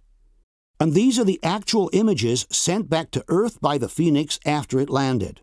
As one can see, the sand on the surface has been blown away by the rockets, which are seen above, revealing the hard terrain underneath. Why hasn't the same thing happened under the lunar module? Question: if a simple leaf blower can remove the dust from the surface, revealing the hard rock underneath, why has the same not happened under the engine of the LEM? And why do we still see several pebbles sitting under the engine, which weren't even blown away during the landing of the LEM? Given that James Irwin described about 6 inches deep of soft material around the footpads, why is there no hole in the sand under his LEM's engine cone? A problem connected to the missing crater under the rocket is the total absence of dust in the landing footpads. If this is the dust being blown in all directions during the landing, why is there no trace of the dust in the footpads whatsoever? In this case, Attivissimo seems to have a very particular explanation as well. La prima missione era molto sperimentale e gli ordini erano: appena tocchi il suolo devi spegnere il motore. Invece era tanta l'emozione e la tensione di quel primo allunaggio che non si sono ricordati di spegnere il motore. Lasciando il motore acceso, spazzano via tutta la polvere che c'è intorno al modulo lunare ed è per questo che le zampe sono pulite. But the statement by Attivissimo is demonstrably false. All one has to do is check the original video from the landing of Apollo 11 to realize that Armstrong orders the engine shut off right after the contact lights have come on, which is before the LEM actually touches the ground. Contact light. Okay, engine stop. APA at a descent. Also, in this statement released after the mission, Armstrong confirms that the engine shutoff took place just before the LEM touched the ground. In any case, the engine shutdown was not very high above the surface. It was quite close. Furthermore, the absence of dust in the footpads can also be noticed in other missions, such as Apollo 12 or Apollo 14, which means the explanation by Attivissimo is not valid anyway. In any case, the debunkers must make up their mind. You cannot maintain that the jet from the engine was too weak to create a hollow in the sand, and yet strong enough to completely blow off the sand from the footpads during the moon landing. One of the two statements must be false. We then ask the following questions. Given that this is the amount of dust thrown around by the descent engine, why is there no dust whatsoever in the LEM's footpads? How is it possible that the jet from the engine is at the same time strong enough to wipe the footpads clean, but weak enough not to even form a crater in the sand during the moon landing? Let's now examine one of the most important problems regarding the LEM: the absence of a visible flame under the engine during the departure from the moon. The lunar module consisted of 2 separate blocks placed one above the other. Each block was equipped with an independent engine. The first one was used to land the entire spaceship on the lunar surface. The second was used for the liftoff of the upper part of the spaceship, the one carrying the astronauts. Both engines used a special kind of fuel called hypergolic. This is a fuel that burns on simple contact between 2 chemical components, with no need for an actual ignition system. The debunkers claim that the reason for the missing flame is due precisely to the use of hypergolic fuel. On his website, Bad Astronomy, debunker Phil Plait writes, "There is actually a simple reason why you cannot see the flame from the lander when it took off. The fuels they used produced no visible flame." In his book, Attivissimo also writes, "The product of combustion from these fuels is colorless and transparent. This is why there is no flame under the LEM when it takes off." But these statements are false. Hypergolic fuels produce a clearly visible flame, both on Earth and in the vacuum of space. This is a test from the engine of the rocket SpaceX, which uses hypergolic fuel. As one can see, the flame is clearly visible during the combustion. And this is a test of the LEM's ascent engine, exactly the one we are discussing now. To keep it simple, it used so-called hypergolic propellants, a rocket fuel and an oxidizer that explode on contact. The long flame from the hypergolic fuel is clearly visible under the LEM's engine during combustion. In the original images from the Apollo missions, however, there is no visible flame. This is Apollo 15 lifting off from the moon. This is Apollo 16, and this is Apollo 17. In all cases, there is no visible flame under the engine during liftoff. Some might think that hypergolic fuel, which is clearly visible on Earth, for some reason may become invisible in the vacuum of space. But it is not so, and there are several examples to prove it. This is a Draco engine, which uses hypergolic fuel tested in a vacuum chamber. As one can see, the flame produced by the engine is clearly visible. The Space Shuttle also uses hypergolic fuel for its orientation rockets, and the emissions from the rockets are clearly visible during the maneuvers in the vacuum of space. This is another image from the shuttle maneuvering in space. The jet from the hypergolic fuel is clearly visible. This is a Soyuz spaceship, filmed as it approaches the International Space Station. The Soyuz also uses hypergolic fuels for its directional rockets, and also in this case, the jets are clearly visible despite being in the vacuum of space. In fact, they are even more visible because they are pitched against the blackness of space. All these examples show how hypergolic fuels are also clearly visible in the vacuum of space. We then ask the following question. Given that this is the LEM's ascent engine tested on Earth, why is there no visible flame under it when it takes off from the moon? Not only does the LEM engine not release any flame from the nozzle, it also seems to produce no particular noise. This is the noise produced by the LEM's ascent engine during a ground test. Yet during the ascent from the moon, no particular noise can be heard inside the cabin. Very smooth. Let's couple off. Only the calm voice of the astronauts, with no engine noise in the background. Very quiet ride. There's that one crater on there. Some debunkers claim that the engine sound gets dispersed into the vacuum of space outside the cabin, and therefore no particular noise should be heard from the inside. But the cabin is pressurized, and the engine is located right in the middle of it, between the two astronauts. This NASA technician shows us exactly where the engine is located inside the LEM. This is the upper docking hatch through which the astronauts will enter the LEM from the command and service module. They will step down here on the ascent engine cover. The engine we looked at before is right on the other side of this cover. And the very website Clavius states that the ascent engine is mounted inside the spacecraft, not attached to the bottom of it. Attivisimo also confirms that the astronauts inside the LEM are literally sitting on the engine. Praticamente basta avere un cilindro di latta con un motore sotto e gli astronauti americani erano seduti letteralmente sul motore, cioè ce l'avevano qua. Thus, the engine, which is in direct contact with the pressurized environment of the cabin, should definitely be heard. Another explanation by the debunkers for the lack of engine noise is that the microphones used in aerospace for pilots and crew are built to operate in a noisy environment. You have to speak very close to the microphone in order for the sound to be picked up. But there is no such thing as magic microphones capable of fully excluding the background noise. If the engine noise can reach the ears of the astronaut, it will necessarily be picked up by the microphone as well. Furthermore, during the liftoff of Apollo 15, a curious thing happened. Moments after takeoff, one of the astronauts turned on a portable recorder placed inside the cabin in order to have some musical background. Good liftoff. Automatic.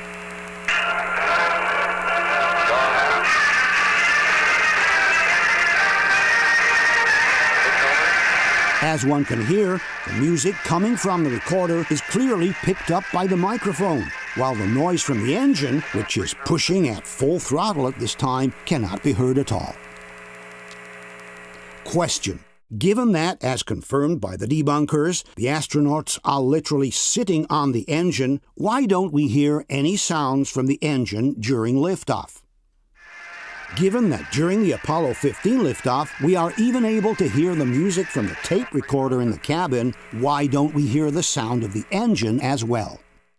The liftoff from the moon is possibly the most delicate moment of the entire mission. The astronauts must keep their total concentration, and they must be able to communicate with one another instantly in case something were to go wrong. Why then put their safety at risk by playing loud music inside the cabin, which could have distracted them from the operations and could have kept them from communicating clearly in a moment of distress? Obviously, in order to verify whether the lunar module was actually capable of landing and taking off from the moon, all one would have to do is to take the original designs from the LEM and feed them into a modern simulation computer. With today's computers, it would be very easy to verify all of the LEM's functionalities without the need of actually sending the machine into space. Unfortunately, though, the original designs from the lunar module are nowhere to be found. Apparently, Grumman, the construction company, chose to get rid of them because they took up too much space.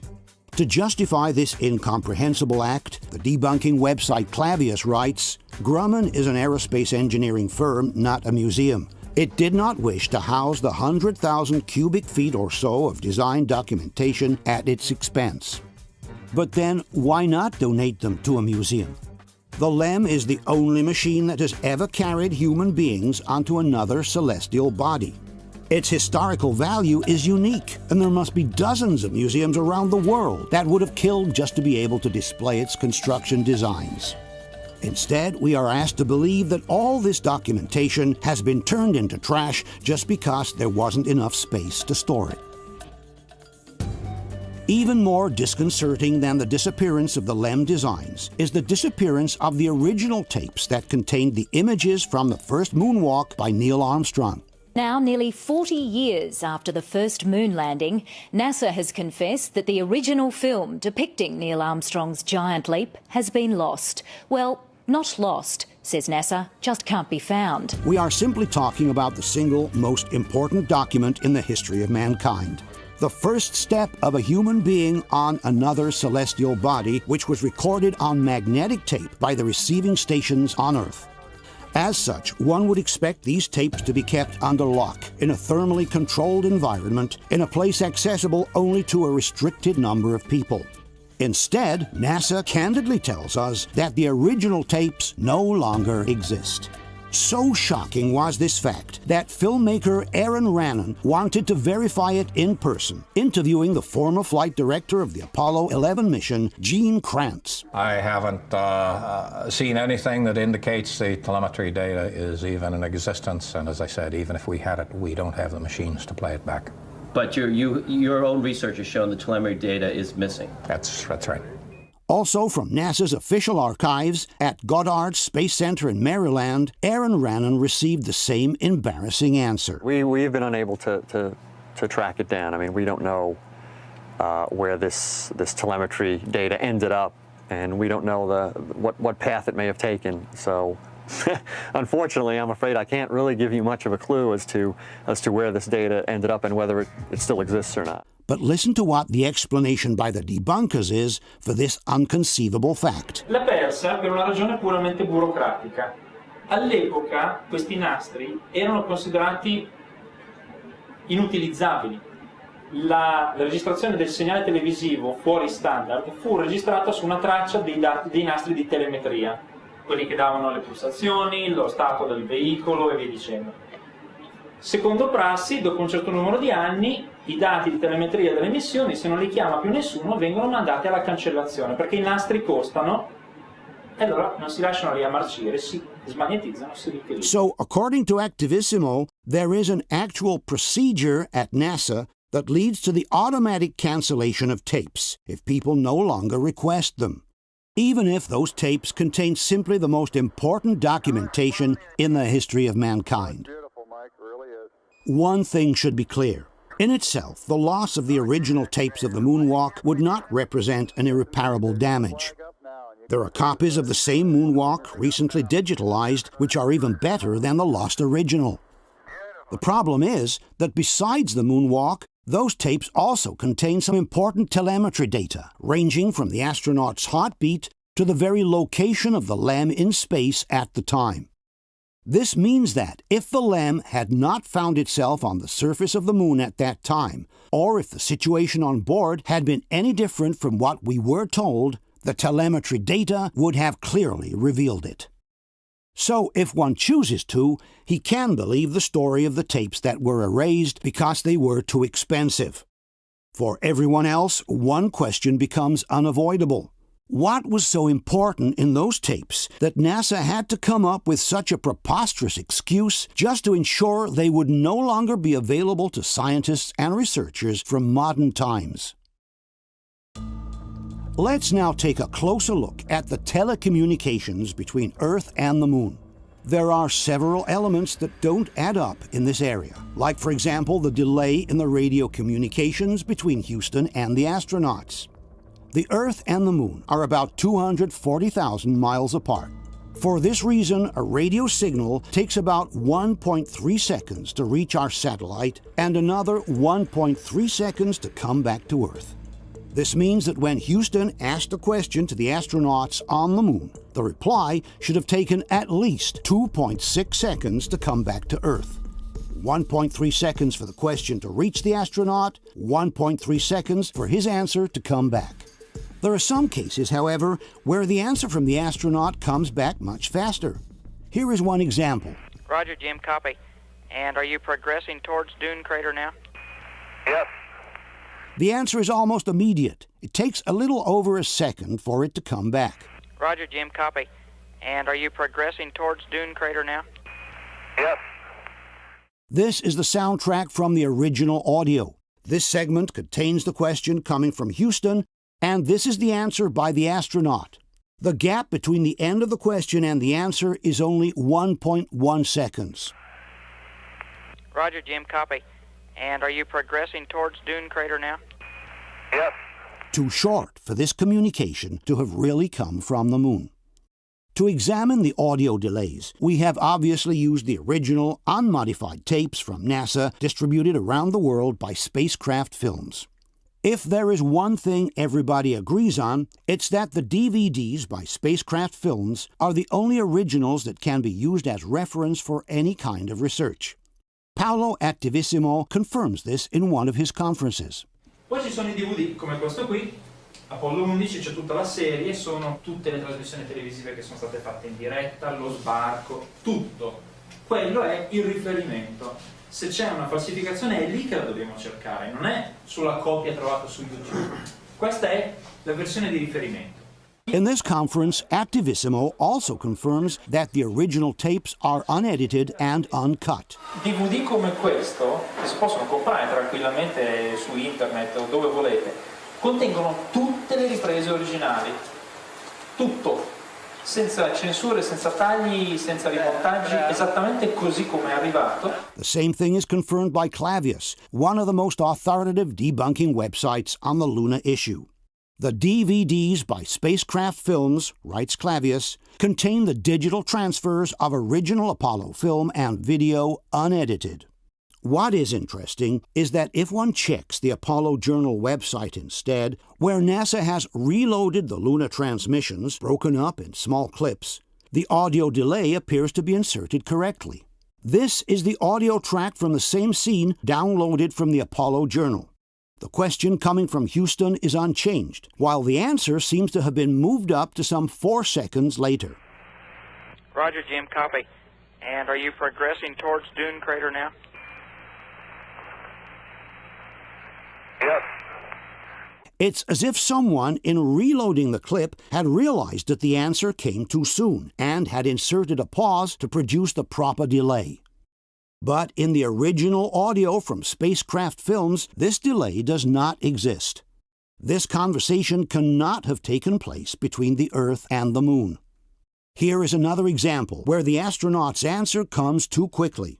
We're interested in either documented samples or a rake sample there if you think it looks like a good area for a rake sample. Okay, understand, Joe. 1.6 seconds. The reply comes at least 1 second too soon for having originated on the moon.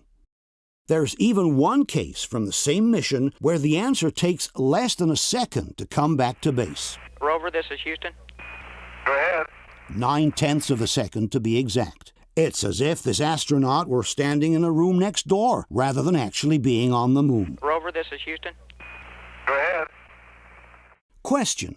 Given that we have examined the original videos from spacecraft films and that the debunkers themselves acknowledge that these videos are unedited and uncut, can you explain why, in several instances, the delay between the question and the answer is far shorter than it should be if the conversation had truly taken place between the Earth and the Moon? Another aspect of the telecommunications that raises serious questions are the live television broadcasts from the moon. The first 3 lunar missions, Apollo 11, 12, and 14, had sent some rather poor TV pictures back to Earth. But beginning with Apollo 15, the technology for the live broadcasts had definitely improved. Not only did the astronauts now have the lunar Jeep called Rover, but they also had a new color camera that was mounted right in the front of the rover. This allowed the public to follow the different operations on the lunar surface on live television. This camera, dubbed Rover TV, was remotely operated by a specialized technician from Houston. To transmit the images back to Earth, the astronauts used a special umbrella-shaped antenna, which was also mounted on the rover. Obviously, the astronauts could only broadcast live images when the vehicle was stopped between one station and the next, because the umbrella needed to be pointed with great precision towards the Earth before any broadcast could begin. The Earth and the Moon are some 240,000 miles away, and a small error in the angle of sight would be enough to completely miss the target. From the NASA website, we can read, "The high-gain antenna produced a beam tight enough that an adequate TV signal could be received by 85-meter dishes on Earth. This antenna had a nominal gain of 24 decibels in the center, which dropped to 20.5 decibels on a 10 degrees cone." In other words, by increasing the transmission angle, the signal would rapidly degrade. Pointing the antenna with sufficient accuracy was tricky, writes NASA. A preliminary alignment made by sighting along the transmitter mast had to be done carefully. After that, the astronauts carried out a precision pointing by using an optical device mounted directly on the antenna. From NASA's training manual, we read, "Bore sighting the high-gain antenna to the Earth requires an optical aid, since a full Earth subtends an angle of less than 2 degrees when viewed from the lunar surface." This is the aiming reticle from the optical device. Each square represents an angle of 3 degrees. The high-gain antenna pointing, states NASA, must remain within 2.5 degrees of Earth. This occurs when the Earth's image is within the bullseye of the optical sight. The video signal will degrade extremely rapidly beyond that point due to the very narrow antenna radiation pattern. In other words, even a misalignment of a couple of degrees in pointing the antenna would have resulted in the Earth target being missed. We must keep in mind that both the TV camera and the transmitting antenna are mounted on the rover, which means that any oscillation of the camera implies an equal oscillation of the antenna. This is a well-known problem for television crews who broadcast images via satellite. Their mobile units are normally equipped with special pods that are extended once the transmitting vehicle is in position in order to avoid oscillations of any kind. And on Earth, the margin of error is much larger than that of a broadcast from the Moon, since the distance from the geostationary satellites on Earth is much shorter than the distance between the Earth and the Moon. It is therefore evident that, in order to maintain the live connection with the Earth, the rover needed to remain practically still for the entire duration of the broadcast. What we have instead is a series of situations in which the astronauts violently shake the rover, and thus also the antenna, without the broadcast ever breaking down. This usually happens when one of the astronauts touches the rover to drop or retrieve some tools.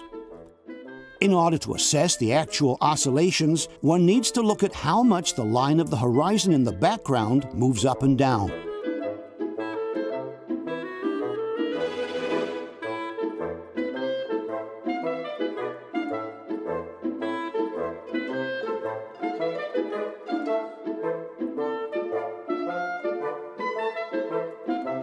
Being equipped with very soft suspensions, the rover shakes quite visibly as soon as anyone touches it. Yet, as we have said before, the television signal never breaks down.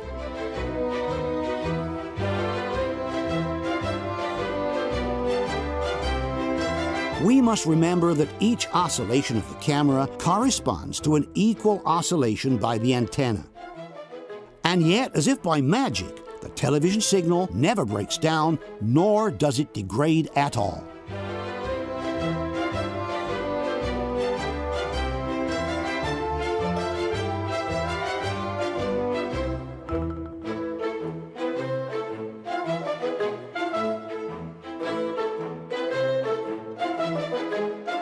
Seen through the optical device, the oscillations of the antenna must have looked something like this.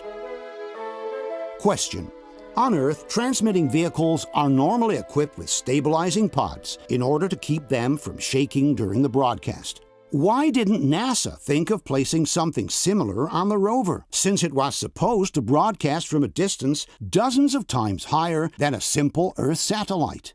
Given that, according to NASA's manual, the high-gain antenna pointing must remain within 2.5 degrees of Earth, and that the video signal will degrade extremely rapidly beyond that point, how was it possible to broadcast images with such violent oscillations without the signal breaking nor degrading during the live feeds from the moon? Let's now examine another interesting problem, the behavior of the dust on the moon. On Earth, the dust remains attached to objects thanks to the humidity of the air. On the moon, however, there is no atmosphere, and therefore there is no humidity. Theoretically, lunar dust should not be able to stick to any particular surface. Looking at the images from the Apollo missions, though, we have dozens of situations in which the lunar dust sticks everywhere. That happens mostly on the astronauts' suits, with dust sticking not only to the lower part of their legs, but also to the arms, trunk, and even the backpacks. Often it's the astronauts themselves who notice the amount of dust that sticks to them. I am covered from head to foot with dust. Yeah, we got some work to do here. Boy, they're all dirty. You ought to see you back. I couldn't have gotten any dirtier than you. From Houston Center, someone has noticed the problem as well. Looks like you guys have been playing in a coal bin. Dust inexplicably sticks to the surface of the cameras and their lenses, too. The astronauts often complain about this. We haven't checked the dust on the lens on these cameras. Sometimes the problem is so serious that they can't even read the settings. So much dust on the camera, it's hard to read the settings. Same problem for the television cameras used by the astronauts. In this case, we notice several speckles of dust that are stuck to the camera lens. Here instead, the entire lens is covered by dust. The lighter spots are the only areas of the lens not covered by dust. Sometimes the astronauts realize this by themselves. I think we need to dust the TV lens. It's pretty dusty. In other cases, the request to clean the lens comes directly from the control center. Troops, before we leave this area, we want you to brush the LCRU and the TV camera lens. These images, shot on Earth, show dust particles that stick to the lens because of humidity. Why does the same happen on the lens used by the astronauts, given that there is no humidity on the moon? Also, the gnomon, this color chart used by the astronauts, simply refuses to stay clean. The gnomon's pretty dirty, unfortunately, Joe. Just no way to keep that color chart clean with all this dust. Roger. It's not just the astronauts' suits and instruments that get covered with dust. For example, look at the lunar rover with the frame and the engine protections fully covered with dust. Or the fenders from the rover, with dust sticking on the inside of the wheels and on the outside as well. Some debunkers have suggested that all this dust may stick to objects because of some kind of electrostatic effect. But this explanation is not plausible for at least two reasons. First of all, we're talking about completely different materials from one another. The astronaut suits, the photo cameras, the surface of the lunar rover, the lenses from the TV cameras. Secondly, NASA itself excludes this possibility when they explain that an electrostatic effect can possibly take place in the shadow areas of the moon. But in the areas hit by sunlight, this effect is instantly dissipated by the solar wind. From this NASA document, which studies the electrostatic charges on the surface of the moon, we can read, "In the photoelectron-dominated daylight plasma region, the charge dissipates almost instantly in all cases. Thus, charging on the lunar day side is not an issue." Furthermore, in some cases, more than dust, we seem to be looking at actual mud. Look, for example, at this wheel from the lunar rover. Or this other image from the wheel of the rover, with the rim that seems completely covered in mud. It's as if we were looking at a muddy wheel from an all-terrain vehicle down on Earth. There's also another, even more puzzling example. This is a thermal degradation experiment conducted during the Apollo 14 mission. How could the sand have compacted itself enough to appear like mud in a moistureless environment? There is also another detail worth mentioning. These metal plates have a series of letters and numbers engraved on their surface. Subsequently, these letters and numbers have filled up with sand. But how can the sand preserve the shape of the number once dislodged from the original place where it was formed? Here, for example, we can see the number 5, which has kept its shape even after being dislodged from the engraving. And here is the number 3, also keeping its shape after it was dislodged. How can the sand keep the original shape after having been dislodged from the engraving if we are truly in a moistureless environment? Possibly the biggest problem of all is the one posed by the footprints that the astronauts allegedly left on the surface of the moon. Wherever they go, the astronauts leave very sharp footprints on the ground. But how is it possible for lunar dust to remain so hardly compacted, to the point of maintaining the shape of the boot, being that there is no atmosphere on the moon, and therefore there is no humidity? We know that in order to give sand a specific shape, it is necessary to wet it first.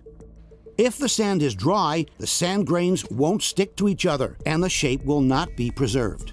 The debunkers, however, maintain that lunar dust, which is called regolith, is much sharper than the sand on Earth.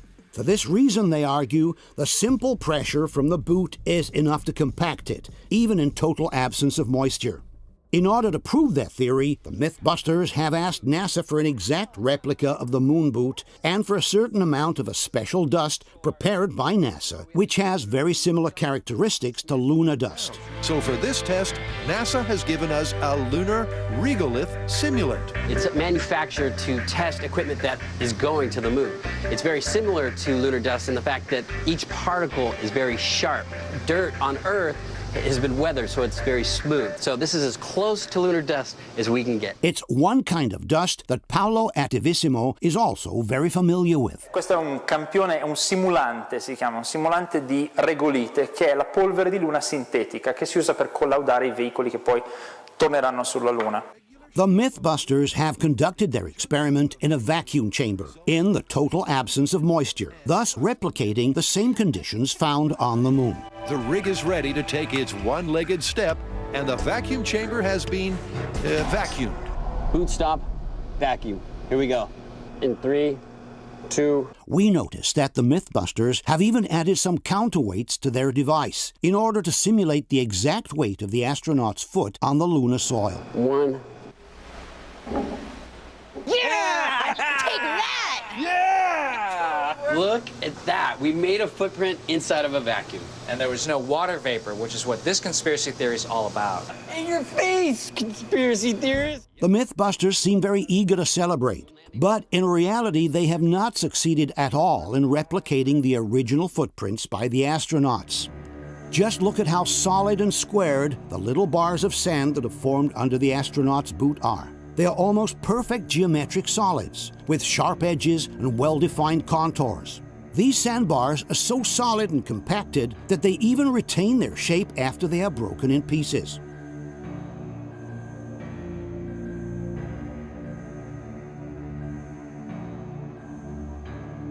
It's as if we were looking at a clay model that has later dried up in the sun.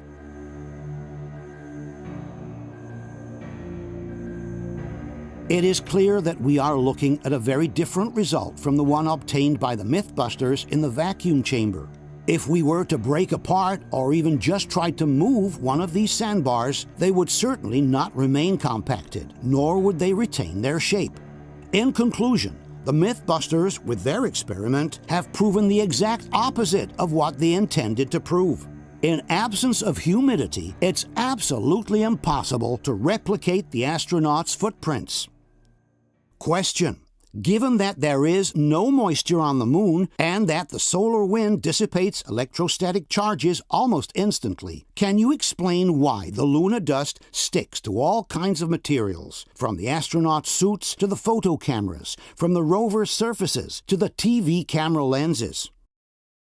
Can you explain how the rover's wheels can gather so much thick dirt on them as to look like they're covered in mud?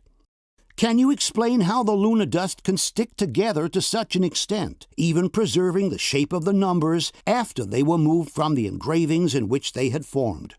Given that the Mythbusters have replicated the lunar conditions under vacuum and with the sand simulant, can you explain why they were unable to reproduce the astronauts' footprints from the original photos?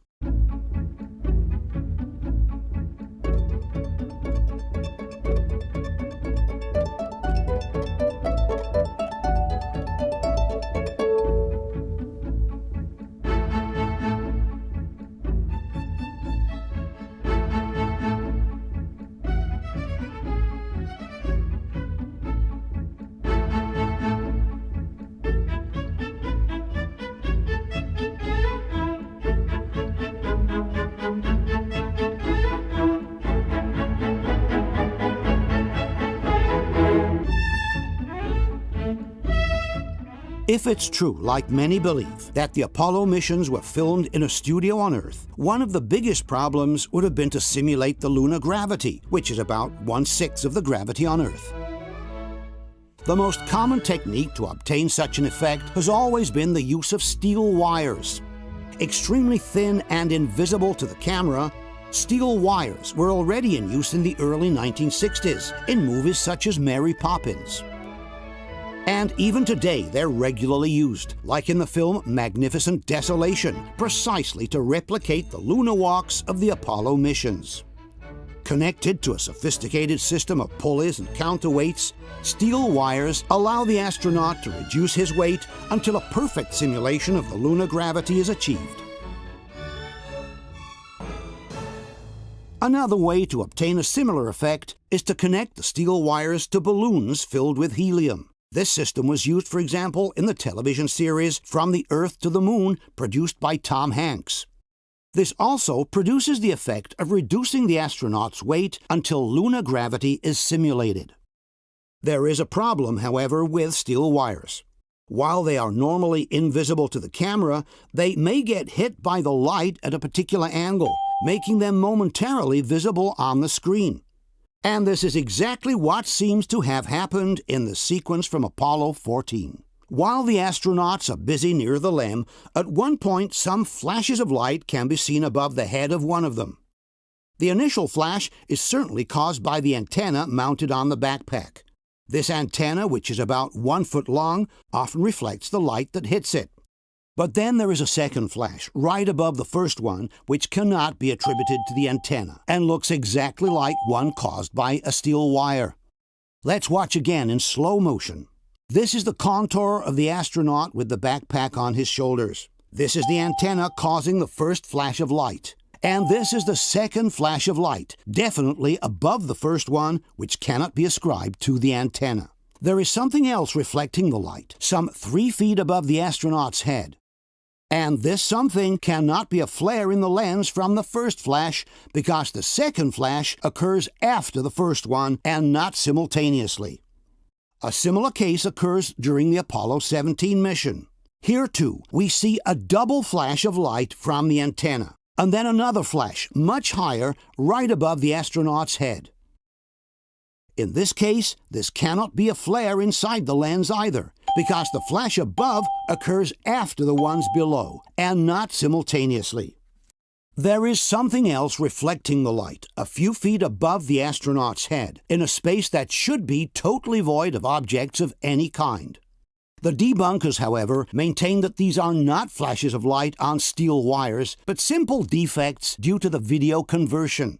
On his website, Attivissimo writes, "They are not wires or cables. They are usually compression artifacts or mistakes introduced by the video conversion from one format to the other, for example, for the publication on YouTube.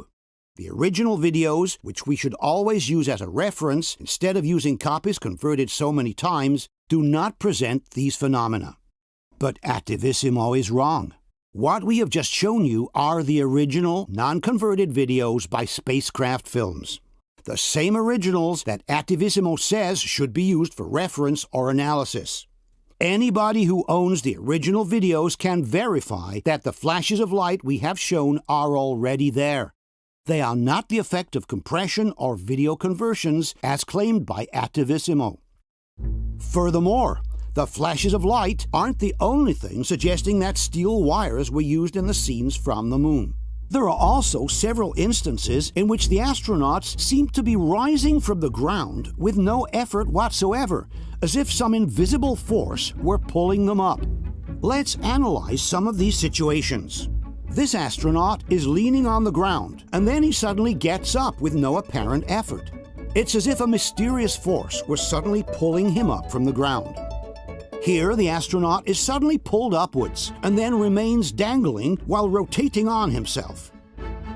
Let's watch it again. Here, the astronaut is first pulled up and then seems to remain floating in midair. It looks like a puppet hanging from some invisible strings. Here, the fallen astronaut gets up from the ground as if a mysterious force were pulling him up through his backpack. Let's watch it again from up close. Here, the astronaut is working with some tools when suddenly a mysterious force yanks him upwards and to his right. Let's watch it again.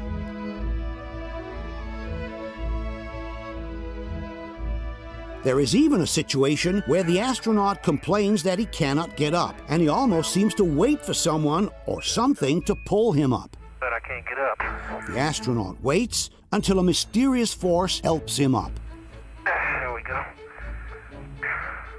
In this case, the astronaut falls forward, but somehow remains suspended in midair.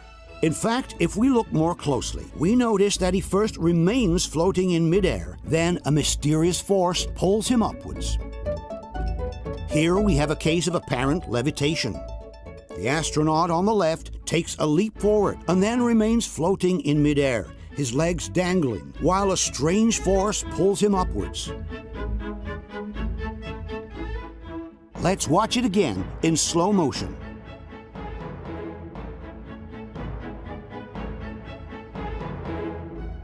And finally, here's a very curious situation. Look at the movement the astronaut manages to make with both his legs, first forward and then backwards, without leaning onto anything. It's as if his feet were free to slide first forward and then backwards on the ground underneath. If we straighten the frame in order to place the astronaut vertically, we will see that he is not just lifting himself on his toes. The entire lower part of the leg from the knee down is sliding forwards, then backwards.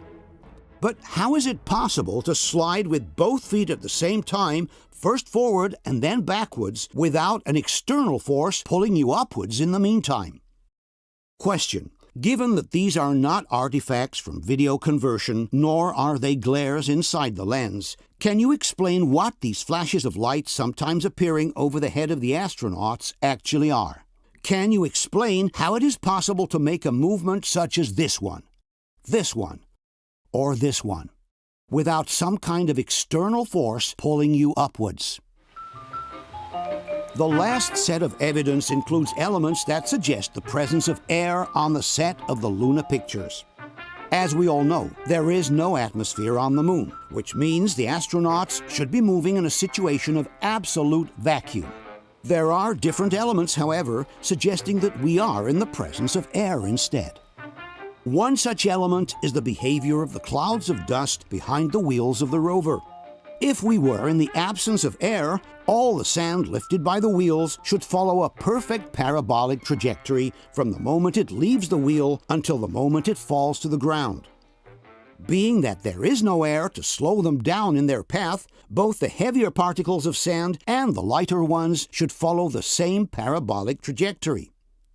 On Earth, instead, the lighter particles of sand are slowed down by the impact with the air and remain suspended for a few seconds in midair, forming the typical clouds of dust that can be seen behind the car wheels.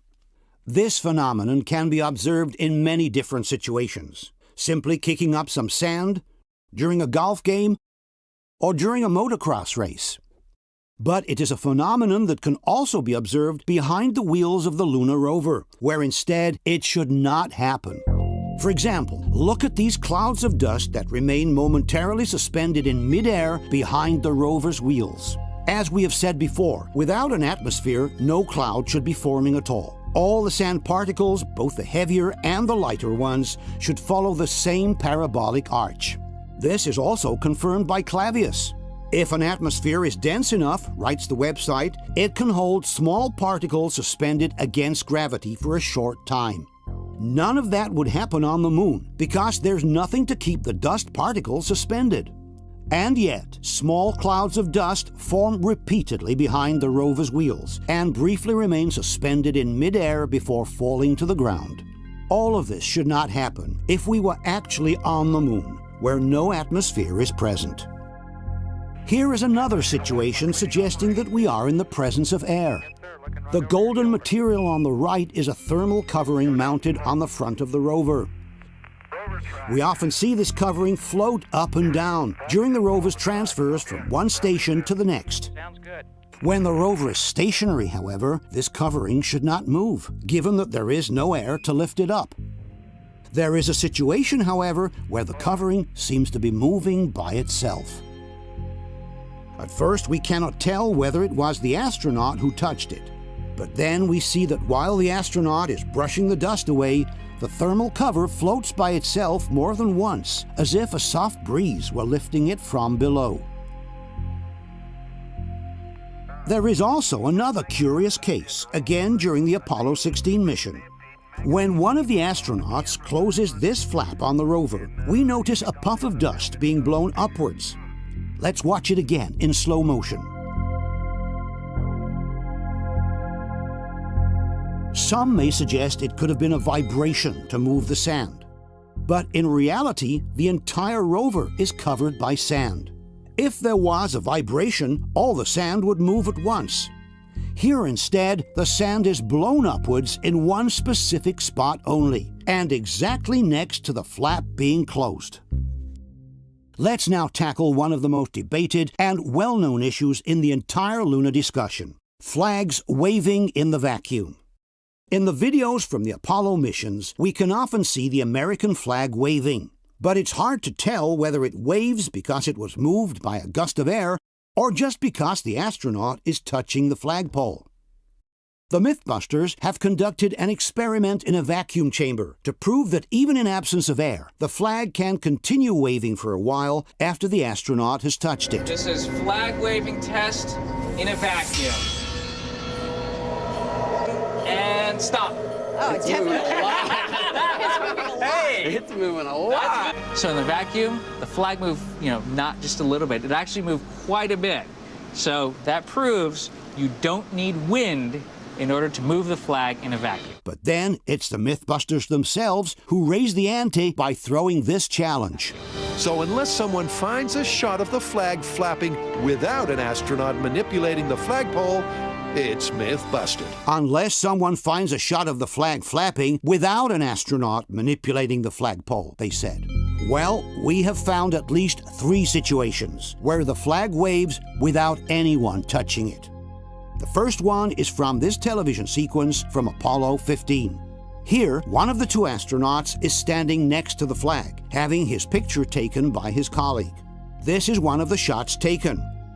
And this is the camera mounted on the rover, broadcasting the images on live television. Okay. After a while, the astronaut exits frame to the left. You like that flag there, Joe?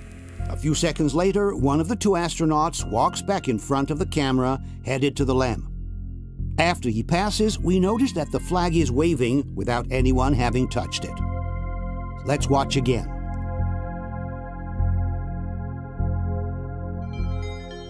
Some debunkers have suggested that the astronaut could have touched the flag with his elbow as he was passing by.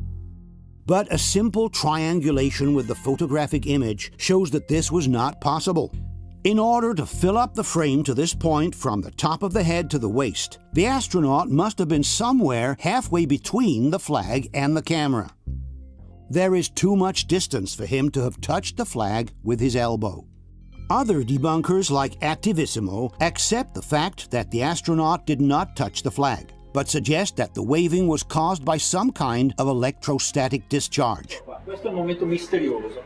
L'astronauta non ha toccato la bandiera, ma oscilla. Perché? La teoria che circola fra gli addetti ai lavori è che sia un effetto elettrostatico, come quello che si ottiene quando si sfrega un maglione con una bacchetta di plastica o di vetro. As we have seen earlier, however, there cannot be any electrostatic phenomena on the sunny side of the moon, because the solar wind almost instantly dissipates any possible charge that were to accumulate. Furthermore, a hypothetical electrostatic effect could take place at most when the astronaut is right next to the flag, a few inches away. But as we have seen before, the distance between the astronaut and the flag is quite substantial. In any case, if we look more closely at the astronaut entering frame, we notice that the flag begins to move even before the astronaut passes by. This clearly excludes both an electrostatic discharge and the possibility that the astronaut could have touched the flag with his elbow. The only plausible explanation for the waving of the flag seems to be a displacement of air caused by the astronaut walking by. Here's another case in which the flag waves without anyone touching it. This is the famous scene from Apollo 16, where the astronauts photograph each other while jumping next to the flag. Initially, the first astronaut proceeds to take a picture of his colleague and asks him to jump high in the air. Okay, here we go, a big one. Off the ground, on the floor. There we go. Then, when they trade places, we notice that the flag waves without anyone touching it. If we speed up the playback, the flag's movement becomes even more evident. A little later, when the second astronaut has also taken the picture, they both walk by the flag, making it wave again without anyone touching it. Again, the same shot in fast forward.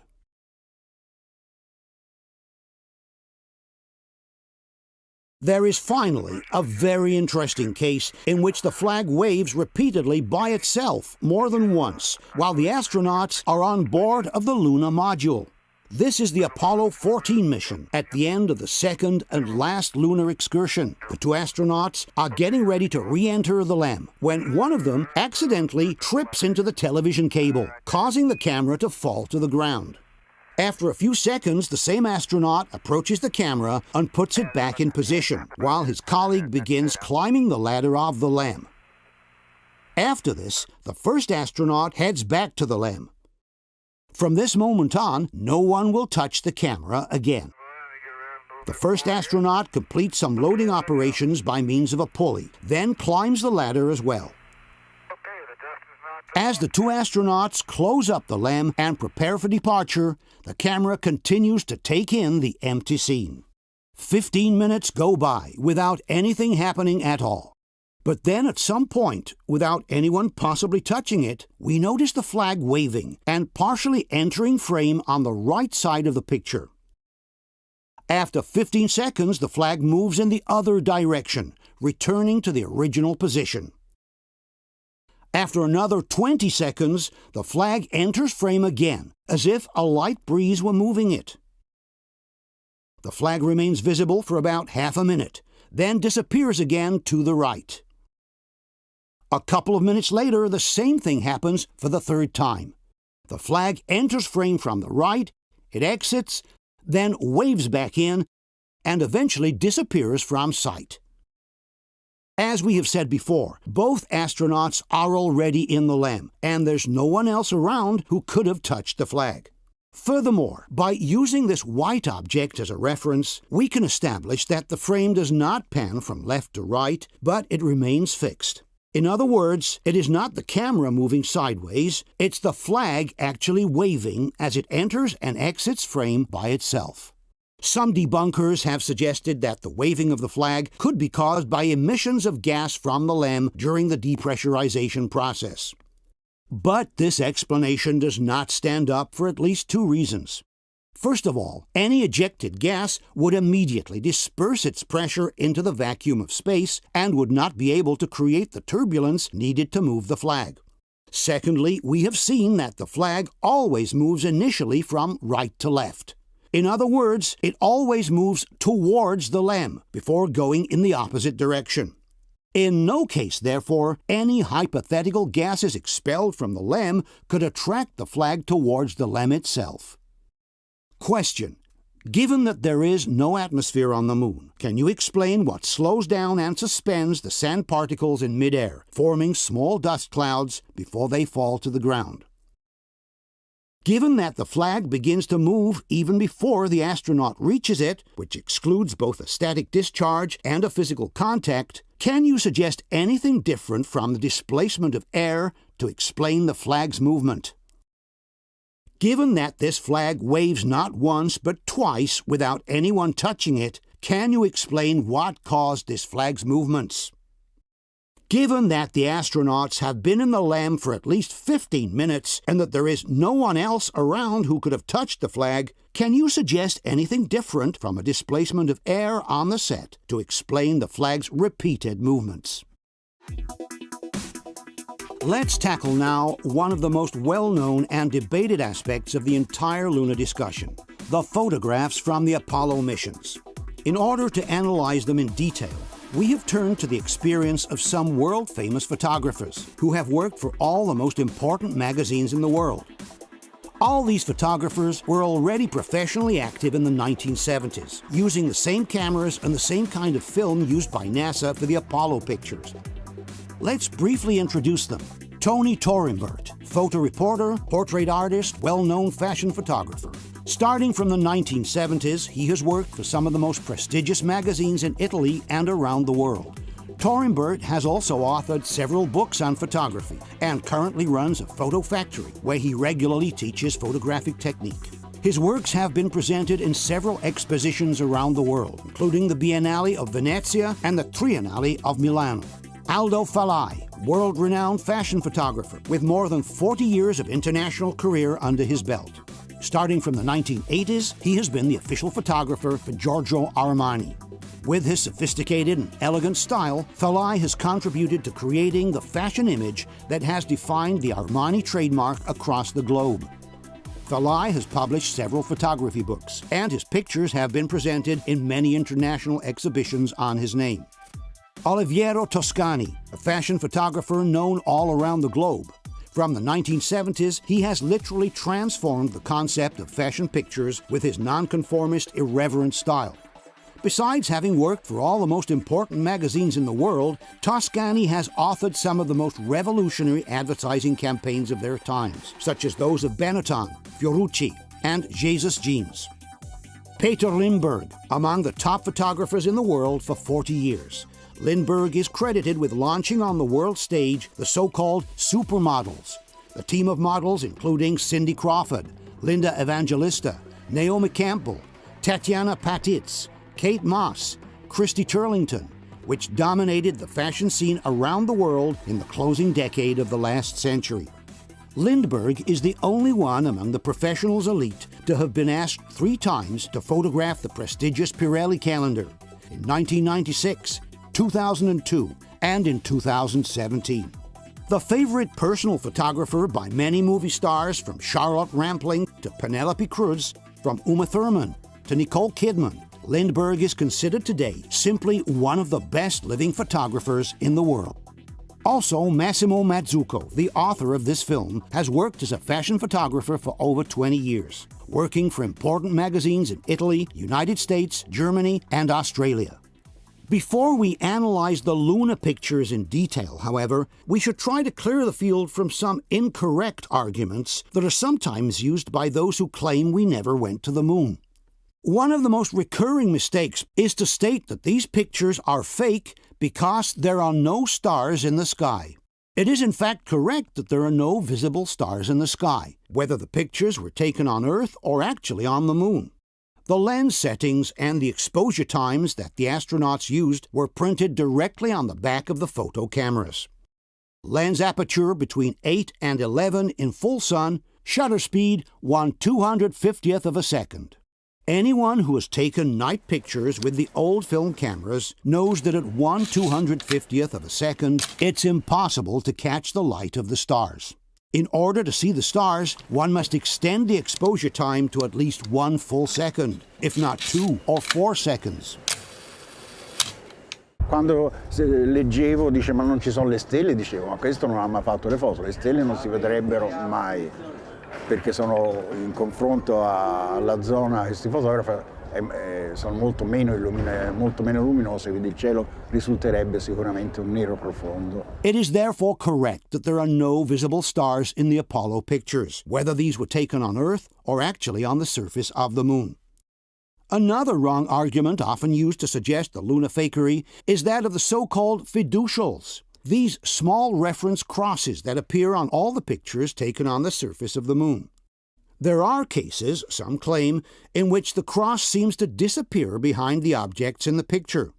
And since the crosses are engraved on a glass located in front of the film, their absence, these people claim, is a blatant proof of manipulation. If we take a look at the high-definition originals, however, we will find that the crosses are always present. Sometimes their edge is washed away by the bright objects behind them, but the cross never completely disappears from the picture. In conclusion, neither the absence of stars nor the apparent disappearance of the crosses can be used as a proof that the Luna pictures are fake. Let's take a look now at some of the real problems with the Luna pictures. To begin with, we must ask ourselves whether the film containing the Luna pictures has ever been on the moon at all. For on this film, there is absolutely no trace of what should have been the damage caused by the radiation present in outer space. Cosmic space outside the Van Allen belts is filled with radiation of all kinds. You have solar eruptions hurtling through space alpha particles, protons and electrons at over 1,000 miles per second. And then you have ultraviolet rays, X-rays, gamma rays, and cosmic rays, which originate directly from the heart of our galaxy and are the most dangerous and penetrating of all. As explained in this documentary on cosmic rays, the fact that these particles are practically unstoppable is due to their extremely high velocity. The key to cosmic rays' transformational energy is speed. So even if it has really tiny mass, like most cosmic rays, they've got enormous velocity. So their kinetic energy can be really, really large. These charged particles could hurtle right through a spaceship and penetrate astronauts like tiny ballistic missiles. Obviously, if cosmic rays can penetrate spaceships, they can just as easily penetrate the body of a photo camera. And it's well known that all these radiations are very harmful to photographic film. This is explained by Douglas Arnold, who was assistant managing director for Kodak at the time of the Apollo missions. You have an enormous amount of radiation in space, and potentially it affects film, of course, and of course, as you will well know, its prime effect is on contrast. An extreme example comes from the pictures of Chernobyl. This is Igor Kostin, the Soviet photographer who shot some of the most famous images of the nuclear disaster of 1986. I processed my pictures, and I noticed the negatives were black. The effects of radioactivity are clearly visible on film. The emulsion shows some very heavy graining, and the colors are visibly altered. But even less powerful radiation can seriously damage photographic film. This technical bulletin published by Kodak shows the damage that can be caused to photographic film even by a single pass under an airport's X-ray scanner. On the left, an original shot. On the right, the same film after a single pass under the scanner. After 5 scans, the film is completely ruined, and the image is barely visible.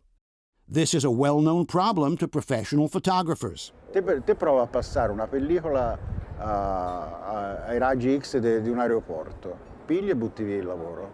Infatti quando si andava a fare viaggi ci aveva la valigetta a parte oppure schermata col piombo. Here's another example with a 400 ASA film. The difference after a single scan is quite evident.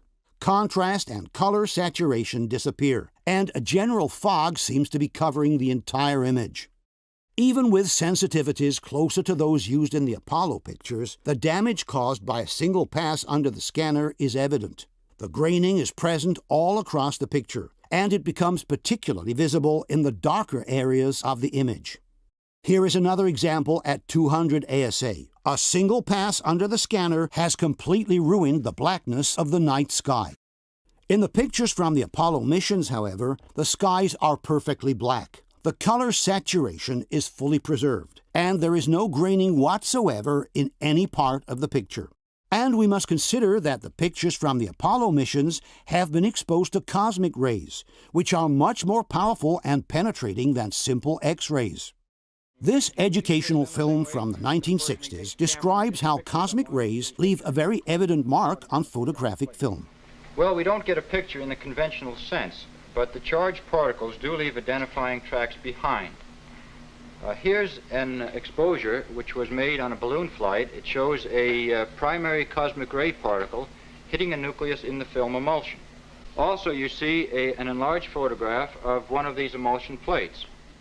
We must keep in mind that this experiment was conducted with a balloon flight well below the Van Allen belts, where only a small part of the cosmic rays from outer space manages to penetrate. On the Moon, however, you don't have the protection from the magnetosphere, and the amount of cosmic rays that can damage both humans and film is definitely much higher.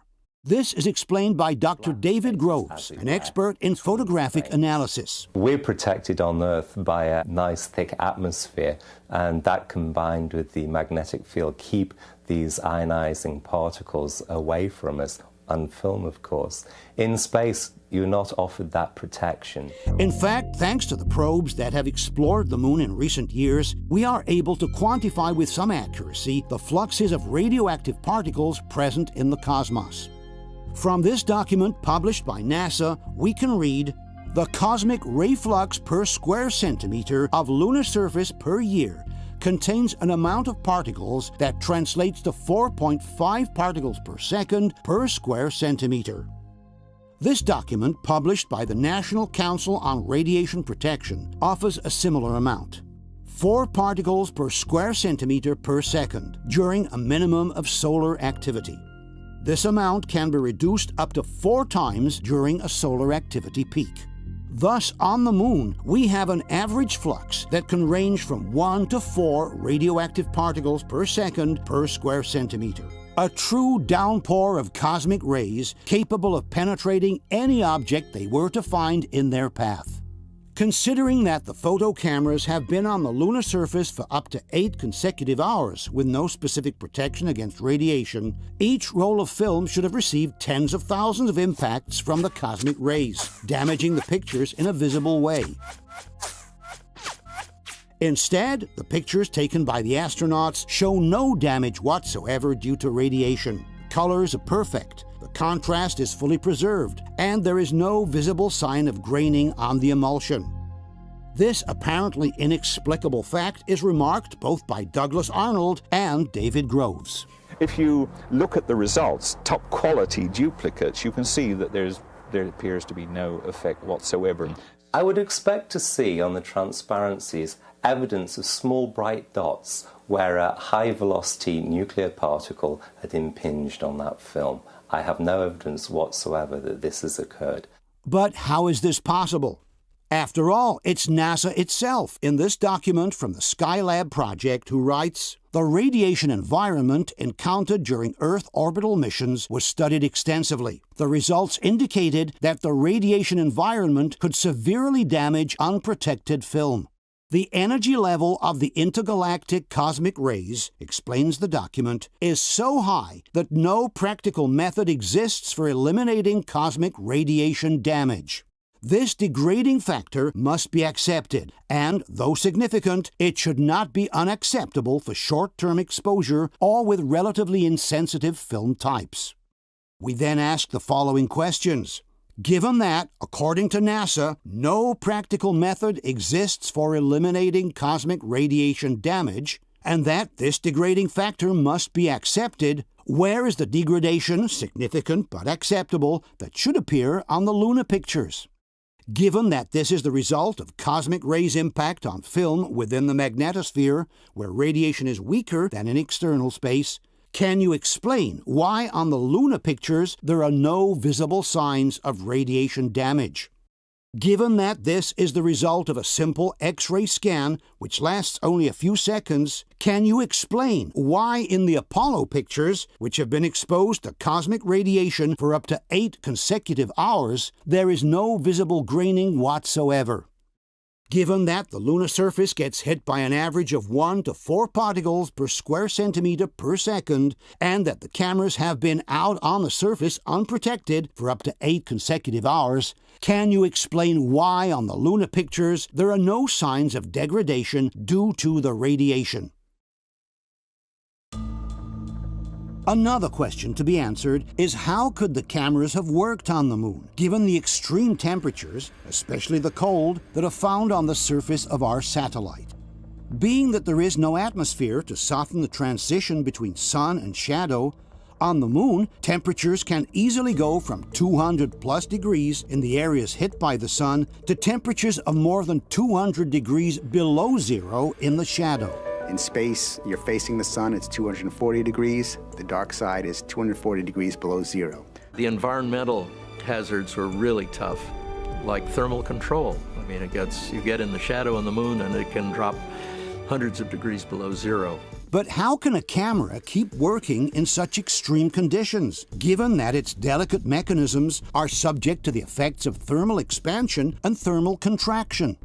Let's take, for example, Neil Armstrong's descent to the lunar surface. From the moment the hatch is open and the cabin is depressurized until Armstrong actually touches the ground, some 30 minutes go by. The entire descent of the astronaut takes place in the shadow area of the LEM, which means in an environment at some 200 degrees below zero.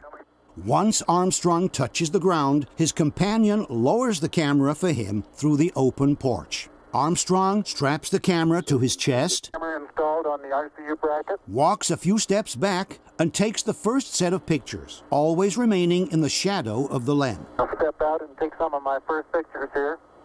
This is the full sequence of shots taken by Armstrong without ever leaving the shadow area of the lunar module. But how can this camera keep working in an environment at about 200 degrees below zero? We know that photo cameras have a tendency to jam at much less extreme temperatures due to the thermal contraction that affects the film transportation gear wheels. Gli ingranaggi meccanici della macchina a 100 gradi sotto si bloccano, perché il metallo si restringe, il metallo si dilata, quindi le macchine fotografiche sono fatte a ingranaggi meccanici. Io non sono mai stato a 100 gradi sopra e 100 gradi sotto, però sono stato a 40 gradi sotto in Manciuria e mi si bloccava la macchina. Quando andavo in montagna mi toccava mettere tutti i materassini addosso, perché sennò non funzionava, non funzionava proprio la meccanica, perché i metalli si modificano col calore, cioè la dimensione anche, sono millimetri. Decimi di millimetri, ma però per una macchina complessa, una macchina fotografica. This promotional video by Audi, which plans to send an unmanned rover to the moon, explains how even 10 minutes spent in the lunar shadow can bring the vehicle's mechanical parts to a complete blockage due to thermal contraction. Another danger to look out for: shadows, which could instantly damage the rover. That's because of the moon's extreme changes in temperatures and lack of atmosphere. The rover is made from different materials, all of which expand and contract when their temperature changes. If the rover were to drive into a shadow, it could cool down to 50% of its normal temperature in under 10 minutes. This could lead to parts contracting too fast and ultimately render the rover immobile. Because of the lack of atmosphere, the heat dispersion on the moon takes place by irradiation. And we know that Armstrong's camera has spent more than half an hour in an environment at 200 degrees below zero. This radio communication confirms that 35 minutes have gone by from the moment the cabin was depressurized, and the astronaut's survival backpack, called PLSS, has been activated. 35.5 minutes of PLSS time expended now. Also, this table describing the timeline of the operations on the moon indicates that some 30 minutes have passed from the cabin's depressurization until the moment Armstrong gets a hold of the camera. This means that the camera has had plenty of time to irradiate and dissipate a good part of the heat it had accumulated while in the cabin. How can this camera keep working after having spent more than half an hour at 200 degrees below zero without suffering the consequences of thermal contraction on its mechanical parts? Question: given that the Audi technicians fear the complete blockage of the mechanical parts of their rover after only 10 minutes spent in the lunar shadow, how can a camera keep working after having spent over half an hour in the same shadow, its mechanical parts being far more precise and delicate than those of a lunar rover? Another problem connected with the cold environment is that at such low temperatures, the photographic film loses its flexibility, becomes rigid, and may easily break during the transport within the camera. Even though we are in the vacuum, the film touches the camera body all along its path. Since the camera irradiates and progressively loses heat, so does the film inside. And we know that below a certain temperature, photographic film becomes rigid and brittle, almost like glass. Il problema è che la pellicola a meno 80 diventa cristallo, si rompe. Nel momento in cui carichi si spezza. Quindi non puoi avanzarla? Molto improbabile, è stato sempre uno dei grossi problemi di lavorare all'estremo freddo, è che la pellicola diventa vetro. Il freddo è micidiale. Io mi ricordo in Russia a meno 26 si combatteva che non si spezzasse la pellicola ed era meno 26. E la pellicola a meno 40 cosa succede? E la pellicola teoricamente non dovrebbe funzionare, però se ha funzionato si è stati fortunati. Let's now examine the problems related to the type of lighting used for the lunar pictures. There are in fact different elements suggesting that an artificial source, rather than the sun, was used to illuminate the set. This would obviously mean that the pictures were taken on Earth and not on the moon. The first element suggesting the use of artificial light are the so-called hotspots. The sun is a huge, extremely powerful source of light, capable of illuminating entire planets with its rays.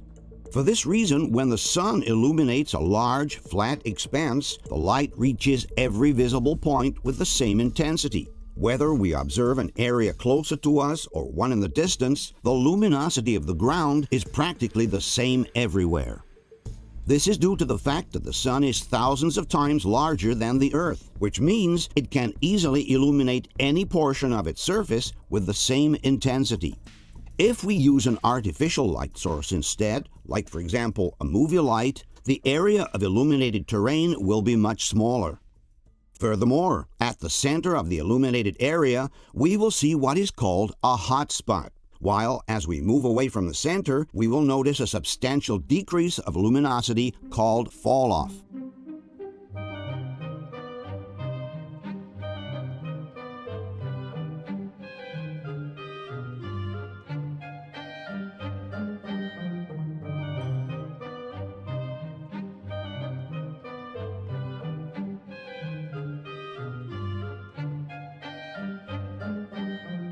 If we now examine some pictures from the Apollo missions, we will notice the same phenomenon that we saw in the pictures taken with an artificial source.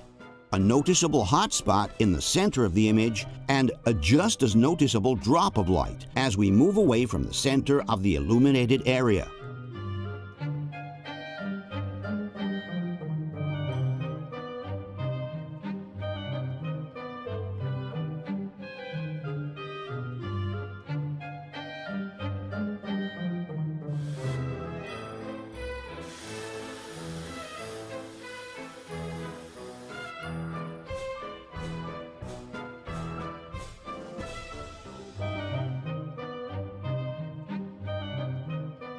There is no reason why this area should appear darker than this one. This area darker than this one, or this area darker than this one. As we have seen before, when the sun illuminates a large expanse of land, its light reaches every visible point with the same intensity. If we use an artificial light instead, the illuminated area becomes brighter in the center and ever more dark as we move towards the edges. A blatant case of hot spot is found in one of the most famous pictures from NASA. This shot of Buzz Aldrin taken by Neil Armstrong during the Apollo 11 mission. Here the difference on the terrain is already visible to the naked eye, but it becomes absolutely evident for everybody after we increase the contrast. An opinion on this picture was asked of Jan Lundberg, the Hasselblad technician responsible for providing NASA with the cameras for the Apollo missions. When shown the Aldrin picture, Lundberg had to acknowledge, with some embarrassment, that the image seems to have been shot under a movie light, and was unable to provide a valid explanation for that. Yes, it seems like he's standing in the spotlight. And I can't explain that. That escapes me. Why? So maybe you have to find Armstrong and ask him.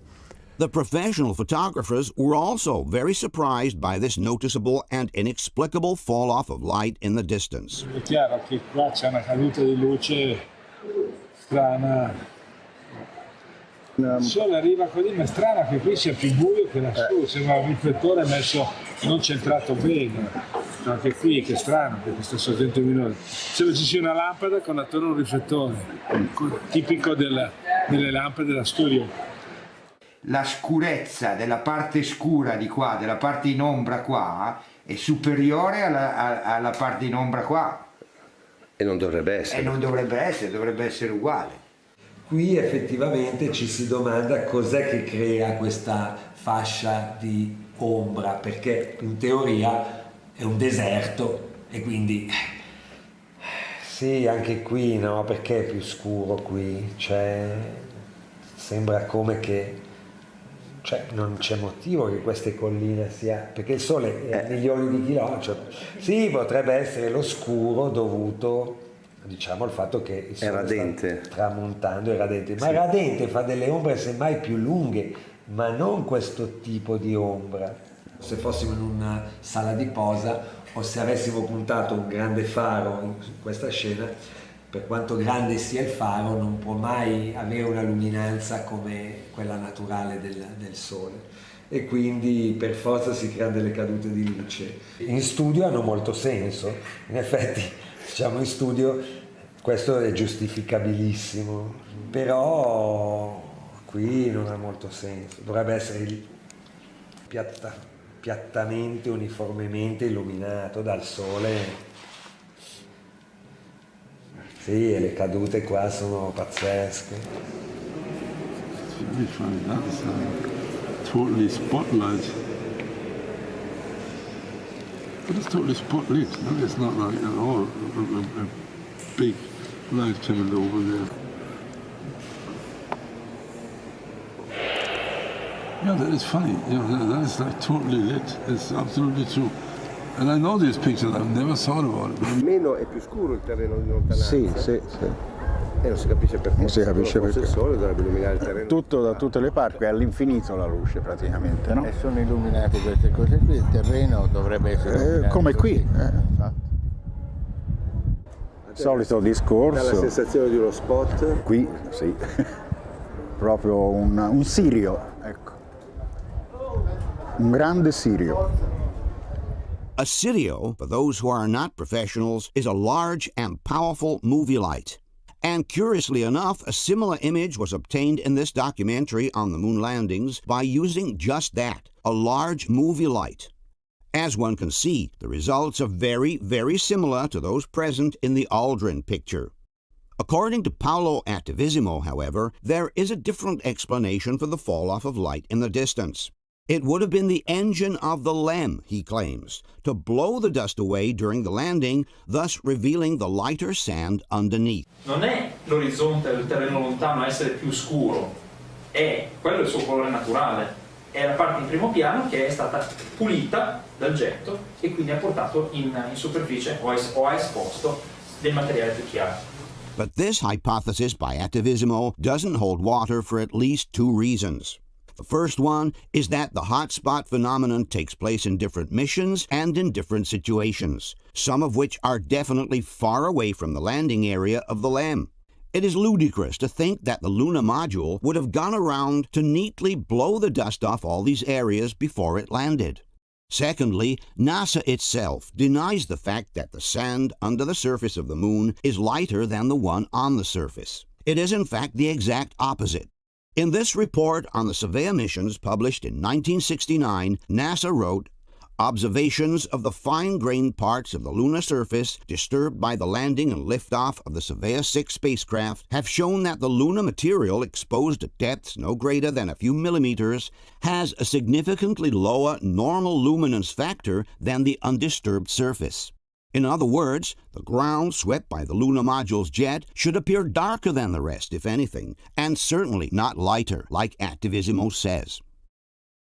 Another theory put forth by the debunkers to explain the inconsistent illumination of the terrain is the so-called vignetting effect, a phenomenon that sometimes occurs in pictures when the corners of the frame appear darker than the rest of the image.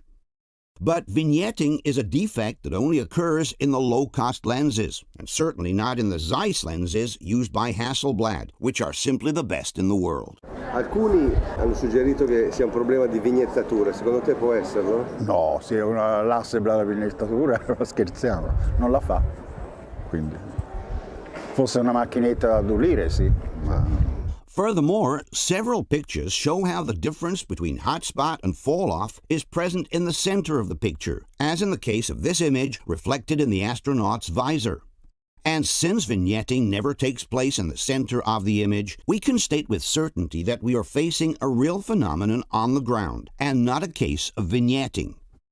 Stranamente, il sole viene da questa parte, e qua è più luminoso, come se arrivasse a illuminare questa zona e meno questa.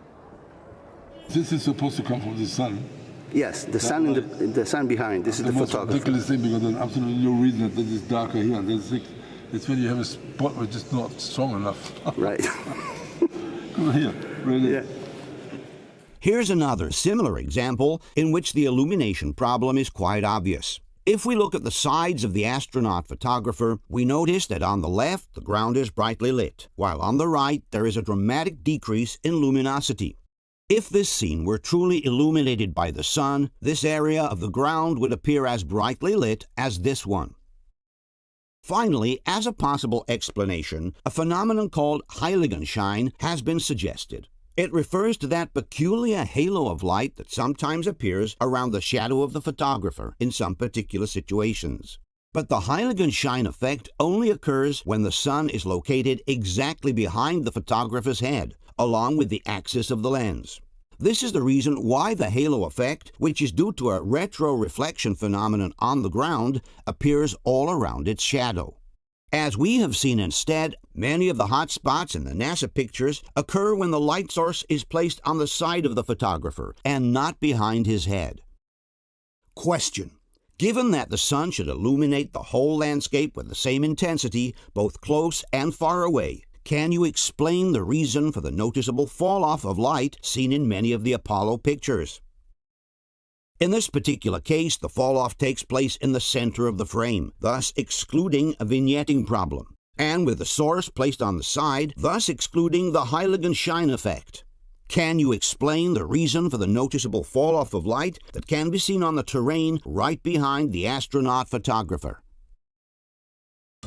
Another problem found in certain lunar pictures is the direction of the shadows, which should be parallel to each other had they been generated by the sun, but inexplicably diverge on the ground instead. Because of the enormous distance separating us from the sun, all the shadows generated on Earth by the solar rays are parallel to each other. We can see them parallel, however, converging or diverging, depending on the angle with which we photograph them. If we shoot a picture with the sun behind our shoulders, the shadows will seem to converge as they move away from us. If we take a picture with the sun in front of us instead, the shadows will seem to diverge on the ground. This is due to the phenomenon called perspective. In reality, the shadows created by the sun are always parallel on the ground. We may see them converge or diverge simply because we are photographing them along the vertical axis of the image. If we instead take a picture with the sun at 90 degrees on our side, we will see that the shadows will always appear parallel to one another in all cases. The same thing happens with train tracks, which seem to converge if we shoot them along the vertical axis of the image, but will remain perfectly parallel if we shoot them along the horizontal axis. There are some Apollo pictures, however, where the shadows inexplicably appear to diverge from one another even though the sun is on the side relative to the photographer. This is the most famous example of all. Judging from the lens shadow, the sun is located some 90 degrees to our left. Despite this, the shadows of the rocks in the foreground are not at all parallel to that of the lem, but they clearly diverge from it instead. This is theoretically impossible. As we have seen before, when the sun is on the side, the shadows must be absolutely parallel to each other. If we use an artificial light instead of the sun, and we place it much closer to the objects we are photographing, then the shadows will diverge from each other even though the source remains on the side. This is due to the fact that the closeness of the source creates a strong angle with the objects being photographed. If we use the sun instead, its practically infinite distance makes the shadows appear parallel anyway. Let's go back now to the NASA picture. While these diverging shadows cannot be explained with sunlight, they immediately become justified if we imagine an artificial source placed near the left side of the image. We're talking about a situation akin to this one. This is the set of the television series From the Earth to the Moon. As one can see, the large artificial source imitating the sun, which is placed on the side, produces shadows that are clearly diverging from each other. This is due to the closeness between the source and the objects being photographed. In fact, in the case of the NASA picture, all we need to do is to extend the direction of the shadows backwards, and we'll find that the source is located just outside the left edge of the frame. This obviously cannot be the sun. It must be an artificial light. The Mythbusters have conducted an experiment, trying to find an explanation for the diverging shadows in the NASA picture. First, they created some parallel shadows on the ground. Then they started to modify the topography by inserting holes and mounds until the shadows diverged from each other. But the Mythbusters have made a huge mistake. Instead of using the sun, they themselves used an artificial source, which makes their experiment absolutely null. In the best-case scenario, they have proven nothing at all, while in the worst case, they have just confirmed that NASA also used an artificial source of light like the Mythbusters did. Other debunking sites have tried to offer a similar explanation by showing that in some cases, the roughness of the terrain can generate shadows that seem to go in different directions. But this is not the case with the NASA picture. Here, the terrain is practically flat, and all the rocks in the lower part, including the smaller ones, have shadows clearly pointing in the same direction. The point here is not to find different pictures taken on Earth, where the shadows seem to diverge due to the terrain. The point is to explain why in the NASA picture, all the shadows lead back to a source that is placed just outside the left edge of the frame, and that obviously cannot be the sun. We have shown the same picture to the professional photographers. Qui c'è un problema di direzione di ombre, cioè c'è quest'ombra qui che è così e queste qui che sono diagonali così. La domanda qui è, secondo te a che distanza è la sorgente, più o meno? A occhio, cioè. Può essere il sole che fa una diagonale? No, perché il sole essendo lontano non può fare una diagonale. Le ombre devono essere parallele a queste distanze. Lo giustificano se c'è la fonte è qui, non se la fonte è a milioni, non so quanta distanza c'è tra il sole e la luna, ma insomma milioni di chilometri, non so. Perché a quel punto, a quella distanza, la luce praticamente va nella stessa identica direzione. Torenberg happens to have a picture in his studio which clarifies exactly the problem we are talking about. Così sono le ombre del sole, cioè maledettamente tutte, diciamo, nella stessa identica direzione. Perché il sole, vedi, questo è un sole al tramonto, no? Molto basso, ma vedi come, voglio dire, nonostante la profondità dell'immagine, cioè l'ombra è assolutamente parallela, non può andare questa di qua e questa cominciare ad aprirsi in questo senso, non ha nessun senso, non può essere. Il sole è comunque lontanissimo, quindi queste ombre che vanno di qua e questa che va di qua non ha senso, vuol dire che il sole è qua, cioè a qualche metro di distanza. Oh, guarda. No, dovrebbe esserci un palo qua. Se c'è un palo, vabbè, ma se io mi immagino qua un bel crane con un bel ari da 12.000, fa totalmente queste luci qui, cioè quella luce che viene da qua viene qua e quella là va là. Look at the shadows here and the shadow there. Can this be this? No, but they're getting worse and worse, I have to say. Look, you have a picture, it's like one shadow comes from here, one shadow comes from here, and there's only one sun apparently. According to those shadows, where would you place the source, more or less? It's here on the left. That's very funny. Because the source should be like here, because that would give a light like this, and that would give this shadow here. Right. But only if it's like a pretty close source. Qui c'è due tipi d'ombre. Questi. Due tipi d'ombre, un'ombra che va per così e un'ombra che va per così. Ma è assurda questa. Qui c'è un'illuminazione che viene da questa parte e qui da questa. Quindi secondo te, giudicando questa foto, dov'è la fonte? Basta fare così, qui, più o meno qui. Quindi, a questa altezza, fra l'altro. Sì. Quindi ovviamente non può essere il sole. No, il sole è all'infinito, quindi sono parallele. Question. When the sun is on the side, all shadows on the ground must appear parallel to each other. Can you explain why in this NASA picture the shadow of the Lamb and those of the rocks in foreground appear to be clearly diverging instead? Given that this scene is supposedly lit by the sun, which is millions of miles away, can you explain why the shadows lead to a source that is located not far from the left edge of the image instead? Given that the photographers we interviewed placed the light source a few meters away from the left edge of the frame, can you explain how this could be the sun? There is also another series of images from the Apollo 12 mission suggesting the use of an artificial light. In all these shots, we can notice on the ground the dark shadow of the astronaut who supposedly took the pictures.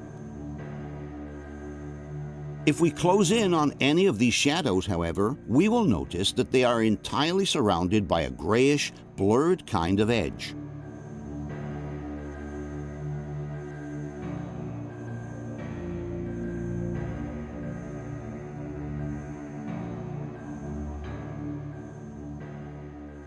This blurred edge in the shadow is absolutely unnatural for having been caused by the sun. Since the sun is millions of miles away, it generates sharp, well-defined shadows on the ground. If you use an artificial light instead, you will get this kind of shadow with soft and blurred edges. Some may suggest that the blurring of the shadow is simply due to a focusing mistake, but this is not the case. If we observe the ground next to the shadow, we will see that it is perfectly in focus, from the closest point to the farthest one. The depth of field here is absolute. This is not a focusing mistake. It's really a kind of light source that generates a blurred shadow on the ground and which therefore cannot be the sun. If you turn this way and look at the edge, what does that tell you? I don't know, but it looks very weird. Could that be the sun? Does the sun cast shadows that soft? No, because you see the shadows here, they are absolutely tough, no? Right. Wow. No, indubbiamente l'ombra dovrebbe essere più netta, visto che il sole è lontano. Più lontana la sorgente luminosa, e più l'ombra è netta, cioè non è sbarrata. È stranissimo questa ombra sbarrata. Più la distanza di una, più la fonte è distante e più le ombre sono nette. L'ombra dovrebbe essere netta, invece è sfumata, quindi questo c'è un velatino sul sole o su... Ma questo è proprio da incompetenti, chi l'ha fatto, perché il sole fa un'ombra netta. Questa sfumatura è eclatante. Quindi è una lampada. Question. Being millions of miles away, the sun casts sharp shadows on the ground. Can you explain why, in these pictures, there is a soft edge all around the astronaut's figure instead? Let's now tackle the most important issue in the entire discussion on the Luna pictures, backlight photography. When we shoot a picture with the sun in front of us and the subject in the shade, we say that the picture is taken in backlight. In backlight photography, the subject in the shadow is always darker than the ground directly hit by the sun. Let's use as an example this picture taken in backlight. As one can see, the entire part of the subject in the shadow, the cabin, is much darker than the sand underneath. The reason is simple. The sand gets hit directly by the sunlight, while the cabin is lit only by the reflection of the sand, plus the diffusion caused by the atmosphere. Obviously, the light reflected from the ground is always only a fraction of the light it receives, which is called incident light. For this reason, it is absolutely impossible to balance incident light and reflective light in backlight photography. The ground illuminated directly by the sun will always be brighter than the subject in the shadow. One of the techniques used by professional photographers to get around this problem is to use a highly reflective portable panel. Let's look at this example. Here the photographer is shooting the model in backlight. As one can see, the subject in the shadow is much darker than the ground lit by the sun. But if the photographer adds a reflecting panel which bounces the sun rays back onto the model, then he can get a good balance between the illuminated background and the face in the shadow. The difference is obvious. While the luminosity of the background is unchanged, now the luminosity of the face is balanced with the one of the ground. Here is another example. The sunlight which comes from behind is bounced off this reflecting panel and goes to hit the model who is in the shadow. In this way, the luminosity of the model is perfectly balanced with the one of the background. Another technique used to balance the background light on the subject in the shadow is the use of a portable flashlight. This secondary source will illuminate the part of the subject in the shadow. In this example, we can see on the left a picture with only available light, while on the right an additional flashlight is used. The difference is clear. On the left you have no balance between light and shadow, on the right you do. But without these additional sources, it is absolutely impossible to balance the light hitting the ground and the one reflected onto the shadows in backlight photography. On the moon, however, something miraculous seems to have happened. Despite the fact that the astronauts did not have any portable reflectors nor additional lights, there is a whole series of photographs taken in backlight in which the entire shadow area of the LEM appears perfectly illuminated. As we can see, the luminosity of the astronaut in the shadow is practically the same as that of the terrain in the background, which is hit directly by sunlight. Not only would this be impossible on Earth without the use of reflecting panels, but it is even more inexplicable on the Moon, where you don't even have the atmosphere as a secondary source of refraction. In other words, while on Earth we have both the ground and the atmosphere reflecting light onto the shadow part of the subject, on the Moon we only have the ground to do so, because the sky is completely black. And the lunar surface is known to have a very low reflectivity, as it can only reflect back about 8% of the light it receives. In fact, in this 1964 document, NASA wrote, "There is one characteristic associated with the near vacuum on the lunar surface, which may be extremely important to photography. There will be virtually no diffusion of light. Since the lunar surface itself is a poor reflector, the subject material for photography will be either in full light or in full and complete shadows." In other words, according to NASA itself, the shadow area of the LEM should have looked more or less like this. We have such an abundance of luminosity instead that even in the shadow area we can clearly see all the smallest details. In this photo composition created by NASA by joining several pictures, we can see clearly how the sun is on the opposite side of the LEM. This being the only source of light, one wonders what could have lit the shadow area of the LEM so effectively. Despite not being professional photographers, some debunkers insist that the mere reflection of the sand would have been sufficient to illuminate the shadow area of the LEM. Conspiracy theorists are saying that the shot had to have been faked using a fill light. Personally, I think it's because the moon's surface is reflective. To prove their point, the Mythbusters conducted a small-scale experiment in which they tried to reproduce the pictures from the Apollo missions. All right, you ready? I'm set. All right, here we go. Taking the photo. Let's see. There it is. Oh, there you go. He's standing full on in the shadow, and you'd think you wouldn't be able to see him. He'd be dark, but he's not. He's in brightest day. With a single light source, with the surface of the same reflectivity as the moon, our astronaut is clearly visible, busting that myth. But the Mythbusters have made a gross mistake again. After removing every possible source of reflection by using black paper all around the set, they forgot to remove the one of the two who was wearing a bright white shirt. Obviously, this white shirt acts as a large reflector towards the dark area of the LEM. The same experiment, replicated by two Russian photographers, shows how important is the presence of a white garment reflecting light onto the astronaut.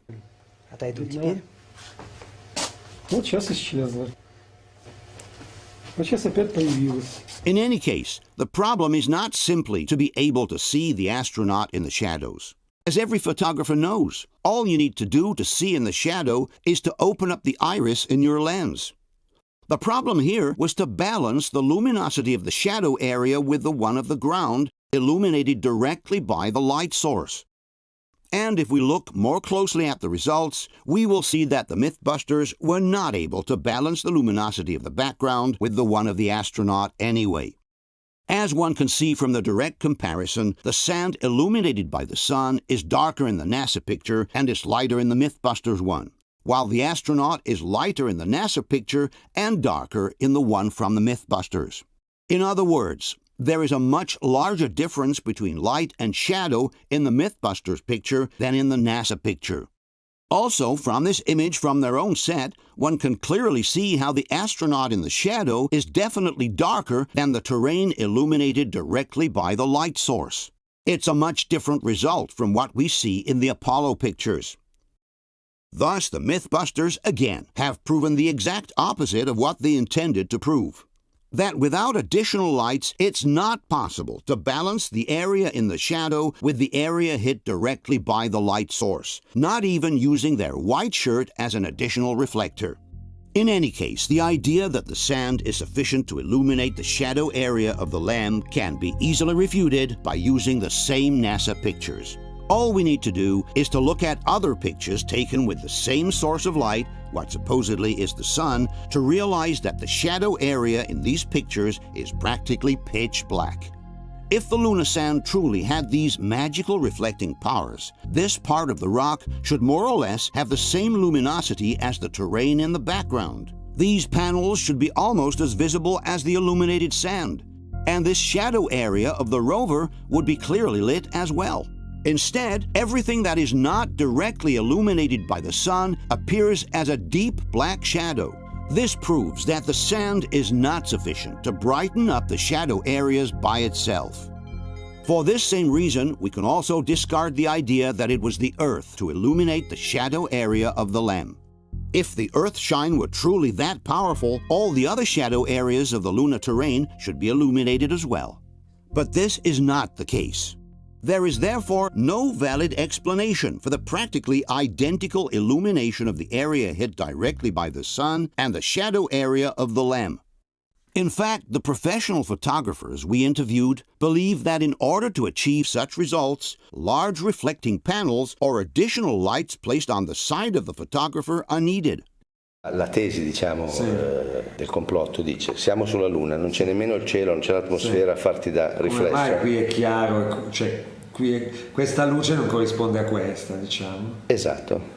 In effetti è vero, non corrisponde. Diciamo, guardandolo attentamente da un punto di vista, diciamo dovrebbe esserci un pannello bianco qua, perché la luce sia così. Cioè questo qui, ma neanche se tu sei in riva al mare, hai un riverbero, hai una cosa che va così, con la luce così protetta, ma questo in effetti è veramente incredibile. Anche qui, guarda che dettaglio c'è qui. Cioè, dove c'è la luce è bene, dove c'è l'ombra non si vede un cazzo, c'è un buco nero. Invece qui avrebbe senso se qua ci fossero tutti dei pannelli di polistirolo, ma grandi però.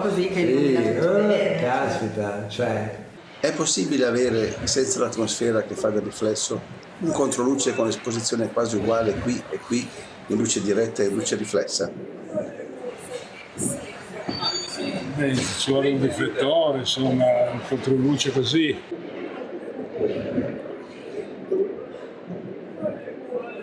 È chiaro che ci sono dei riflessi qui del metallo, che vuol dire che c'è una sorgente di luce dalla parte di chi fotografa. Lo vedo soprattutto nei riflessi qui, no? Vuol dire che da questa parte qui c'è una sorgente di luce. No, non c'è l'aria da sole. Non c'è questa, per esempio, tutto questo c'è un'aria da lampada di studio. Questo schiarimento qui, cioè questa luce sulla scala, per esempio, da dove viene? Quello che mi impressiona è che il sole, un controluce così, in più riesco a vedere i dettagli di questo riflesso su questo oro. Da dove viene? Perché qui il cielo è nero. Il cielo è nero, non c'è. L'unica riflessione è la sabbia, però dovrebbe essere molto più luminoso sotto e non sopra. Questo riflesso sopra qui da dove viene? A meno che abbiamo portato dei grandi riflettori, ma non credo, insomma. La luce viene da dietro al modulo, no? L'astronauta o presunto tale è al buio totale e è illuminato. Perché? C'è un'altra luna o c'è qualcuno con un faro? Voglio dire, perché tanta così qui e tanta così nella parte buia più che altro? Da dove viene questa luce? Qui dovrebbe essere completamente nera, come il cielo. Quindi diciamo senza sorgenti secondarie, senza riflettori non sarebbe possibile? No, questo è impossibile. Verrebbe nero come qui. E poi guarda, si vede anche la scaletta è di metallo, no? E c'è un riflesso di una luce, vedi? Questa riga bianca è il riflesso di una luce. Quindi da questa parte c'è una luce. The main problem here is backlight. On the moon you have no sky behind you to refract the light, and you only have the sand. They did not have any artificial illumination. They do not have any reflectors or any flashes, just a camera, which was the Hasselblad with the 60 millimeters and the Ektachrome from the good old days. I was thinking, if this is happening, where is this coming from? And if I was already thinking when I saw the first picture that once you step down here, if you step down in a light like this, you will never have that reflection like this, even if it comes from here. Yeah. Huh? Yes. That's totally strange light. Here too, you have you can see they have almost the same luminosity in the front and the back. Now, my experience tells me you have at least 2 stops difference when you turn around in backlight, and that's when you have the atmosphere. Yeah, but that is totally lit with the reflector, no? You tell me. That's the whole discussion. I would say that is totally lit. I don't want to get into it's fake or the moon landing was fake, but these pictures are fake. No? That is, I think, I would say 100% sure. Okay. Because all this cannot exist that way. So if you ask me as a photographer, yes, I am. I have to say this cannot be on any moon or something with one single light. The sun. Look, it's totally. If you see that, I mean that's a movie light, no? Because you have the source here. That should be all black. If it would not be black, then this would be burned out. Then you get some texture here. But like this is absolutely impossible. Absolutely impossible. Oh, what happened there? That's supposed to be the sun. Does that look like the sun to you? If this is the sun and the only light, and this is how whatever reflects, which is ridiculous because nothing can reflect this, then this would be so burned out and bleached out not to get any structure here. Yeah. That's my... same as the others have said the same thing. That would be unbelievable. If this is the sun, and there must something be here, because that would be just black. So what is it? Yes. Yeah, this is impossible without reflectors. That is really impossible without reflectors. Okay. With this comment, Tarimbert well summarizes the professional's opinion. Le foto avrebbero dovuto essere state fatte sulla Luna portandosi un'attrezzatura da studio. Non so se questo ha molto senso. Se qua ci fossero dei grandi pannelli bianchi, diciamo, deve essere proprio tutto un set con tutto ben riflesso, diciamo. And maybe it's not a coincidence that on the set of the IMAX film, large reflecting panels were used right behind the LEM in order to replicate the NASA pictures. A source of light placed behind the Luna module and large reflecting panels used to bounce the light onto the dark area of the LEM. By using this technique, the luminosity in the shadow area is perfectly balanced with the one of the terrain illuminated directly by the source. Exactly like in the Apollo pictures. In 2014, the NVIDIA software company created a computer simulation thanks to which they believed to have identified the source of light that could have brightened the shadow area of the LEM. In their opinion, it was the photographer's white suit, Neil Armstrong himself. There is a huge glowing bright white light, and as we analyzed that video a little more, we realized it's Neil Armstrong himself. The bright white space suit that he was wearing reflected all that sunlight off of him and back onto Buzz Aldrin. So essentially, Neil Armstrong himself was a light source in that scene. But the professional photographers explain how the white suit could at best partially brighten up the companion's figure. But it's too small and too far away to be able to illuminate the entire shadow area of the LEM. È possibile teoricamente che la tuta dell'astronauta che fotografa, che è bianca, riesca a fare questo controluce? Perché è una possibilità che è stata... No, allora il bianco fa, però a questa distanza è un po' distante. Cioè se fosse, diciamo, qui, allora sì, ma poi comunque farebbe, diciamo, illuminerebbe una parte molto più piccola. Ecco, qui l'unica cosa di riflesso può essere questa superficie chiara su cui si riflette l'ombra del modello, no? Sì. Però questa superficie non è sufficiente, ecco qua la vediamo meglio, sì. Non è sufficiente per illuminare il LEM come è illuminato, insomma. Potrebbe essere la tuta dell'astronauta che fotografa? No, troppo lontano. Esattamente. Troppo piccolo e troppo lontano. Lui sarebbe a 10 metri circa e non fa niente. In order to conclusively discard this hypothesis, all one has to do is to look at the television images from the very Apollo missions. Here, for example, there is an astronaut hit by sunlight who is moving right outside the edge of the frame. we can see how the reflection from his white suit partially brightens the underside of the rover, but does absolutely nothing to the LEM in the shadow, which is much larger and far away. Here, the same astronaut enters the field of view from the right. And again, the light he reflects goes to partially brighten the underside of the rover, but it has no effect whatsoever on the darkened mass of the lunar module. And finally, there is another detail suggesting the use of a secondary source of light, either a reflecting panel or a small flashlight, and it's this shiny glare repeatedly appearing on the heels of the astronaut's boots. Qui c'è una luce. La sabbia che c'è No, intorno? no, no. No, questa è puntiforme, vedi, è piccola.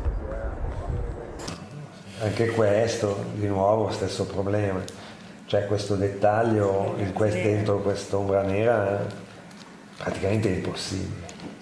Tecnicamente è impossibile. No, appunto, il dettaglio sulle scarpe, il dettaglio sul metallo. Qui, indubbiamente, questa riflessione vuol dire che c'è una sorgente di luce dalla parte di chi fotografo, mentre in realtà il sole è dietro, da questo è un controluce. Forse è un flash, no? No? Potrebbe. No, se io avessi usato un flash a me veniva così. Sì, appunto, forse un flash, perché no? E c'è un'area da flash, un piccolo flash sulla macchina fotografica. The same here. And it's true, you see them in the shoes, you see the reflectors. Huh? You do? Can you show me again? Where does this light come from? In the shoes you have that shine. Here are the shoes. See, that's the shoes again, see? Right. That's, yeah. Could that be a flashlight? A flashlight, a reflector, or anything, no? Yeah. Given NASA's statement that since the lunar surface itself is a poor reflector, the subject material for photography will be either in full light or in full and complete shadows, can you explain why the side of the LEM in the shadow is brightly illuminated instead? As we have just shown, the reflection from the sand is not sufficient to brighten up the parts in the shadow of the lunar landscape, and the astronaut's suit is too small and too far away to brighten up the dark side of the LEM. Can you then explain what source of light has managed to illuminate so clearly the dark side of the lunar module? Given that the lunar soil reflects only 8% of the light it receives, how is it possible that the shadow area of the LEM, which is lit only by reflected light, has a similar luminosity to the terrain hit directly by the sun? Given that not even the Mythbusters, with their experiment, have managed to balance the reflected light with the one hitting the terrain, can you explain how that could have happened with several of the Apollo pictures? Given that the professional photographers we interviewed have stated that these pictures would not have been possible without the aid of reflecting panels and additional lighting, can you explain how they could have been taken by the astronauts on the moon, who didn't have any reflecting panels nor additional lighting? Faced with this apparent falsification of the lunar pictures, several people have suggested an extreme possibility. That man did go to the moon, but the pictures were later reshot here on Earth because for some reason they had not turned out properly the first time around. But this is not possible for at least two reasons. First of all, the use of studio lighting is evident in all the different missions, from Apollo 11 to Apollo 17. One would have to explain what exactly the photographic problem was that would have forced NASA to reshoot all these pictures in a studio for 6 missions out of 6. Secondly, anyone can verify how the photographs and the television pictures match each other perfectly, in that every single detail present in the television pictures is also present in the photographs. This means that both the pictures and the television images were shot at the same time and in the same place. In other words, the set is the same for the pictures and for the TV images. And since the television images have always been broadcast live, this means that also the photographs must have been taken at the same time and not later. Or possibly before, if the television scenes were pre-recorded in a studio, but certainly not after the date of the live broadcast.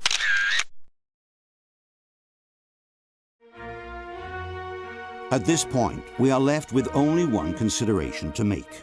If it's true, like all this evidence seems to suggest, that someone at NASA decided to fake the lunar landings, they would have certainly needed to convince the astronauts to play their role all the way through to the end.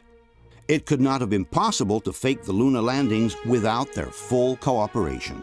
And astronauts are some exceptional people, courageous and motivated by a deep sense of pride, which comes from constantly putting their lives at risk in order to advance the progress of science. It must have not been easy for them to participate in such a fraud just to satisfy the need of the United States to affirm their leadership in front of the entire world. Let's then take a closer look at the story of the three most famous astronauts of all: Armstrong, Aldrin, and Collins, the historical crew of Apollo 11.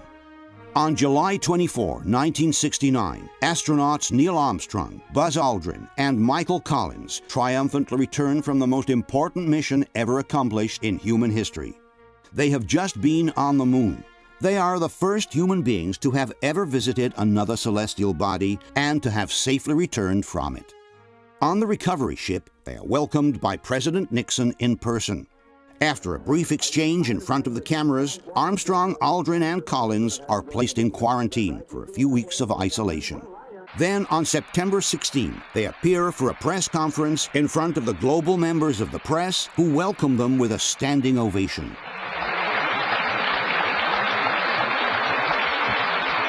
Everyone expects to see three absolute heroes radiating with happiness and pride for their incredible achievement. But their faces appear somber, tense, somehow preoccupied instead. They seem uncomfortable, and there are several truly embarrassing moments during the event. When the three astronauts are asked the meaning of a mission that has brought mankind on another celestial body for the first time, the three don't seem too eager nor too enthusiastic about answering the question.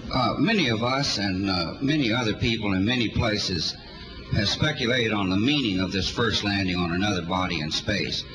Would each of you give us your estimate of what is the meaning of this to all of us?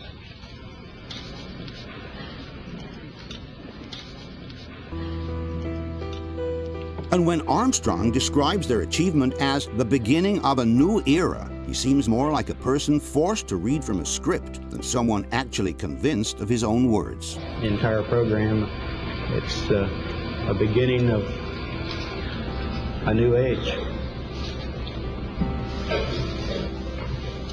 Possibly the most embarrassing moment of all comes when the famous astronomer and journalist Sir Patrick Moore asks the astronauts whether they could see stars from the moon. When you looked up at the sky, could you actually see the stars and the solar corona in spite of the glare? But not one of them, surprisingly, remembers having seen a single star by the naked eye. We were never able to see stars from the lunar surface or on the daylight side of the moon by eye without looking through the optics. Even Collins, who was left orbiting the moon while the other two descended on the surface, does not remember seeing a single star. I don't remember seeing any.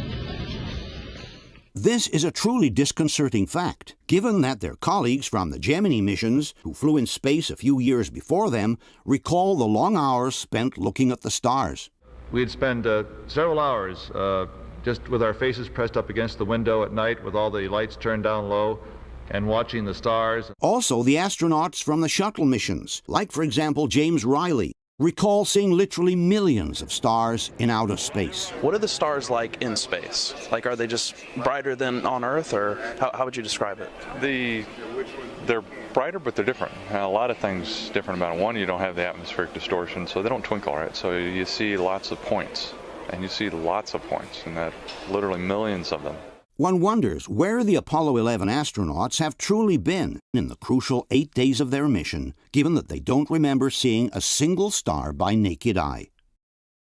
Another surprising fact is that, instead of pursuing a successful career within NASA after their triumphant mission, the three astronauts suddenly decided to leave the space agency. A little over a year after their mission, with the Apollo program still in full swing, all three astronauts resign from NASA. Armstrong literally disappears from the scene, moves to the country, decides not to give any more interviews, and shuns the public eye. And And when NASA celebrates the completion of the Apollo program, which has carried 12 men to the moon in the course of 3 years, the most important of all, Neil Armstrong refuses to take part in the ceremony. Buzz Aldrin also falls into a deep state of depression, which leads him towards the abuse of drugs and alcohol.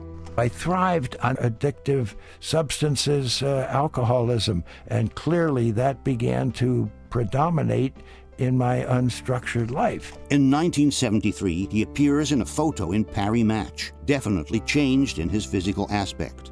To the French magazine, Aldrin declares, "They think of us as heroes, but the moon has destroyed us." In a 1994 interview, Aldrin is asked to give some advice to the young people who want to become astronauts in the future. But instead of encouraging them and inspiring them with enthusiasm, he warns them against possible disappointments. Space and its frontiers certainly are new and challenging, and because they're new and challenging, they're also uncertain, and I think anyone aspiring that as a career field has to be equipped with a lot of patience and the ability to cope with things not turning out exactly the way they may perceive that they would ahead of time. Why would a man who has just accomplished the most important mission in the history of mankind warn young people against the risk of disappointments and failures? Ladies and gentlemen, Neil Armstrong. Armstrong sometimes reappears in public, but it's definitely not to sing a praise for NASA.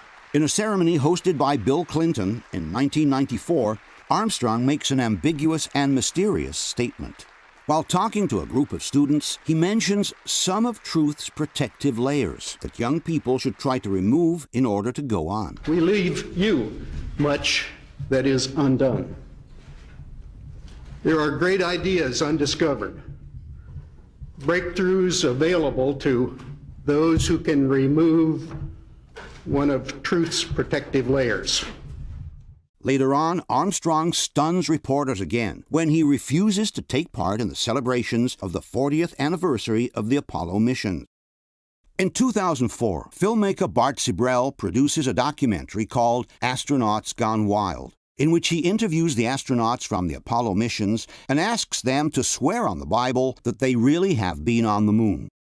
We must keep in mind that in the United States, a sworn testimony filmed on camera can be used in a court against the person who has made that testimony. And in the United States, perjury is a crime that can even end you up in jail.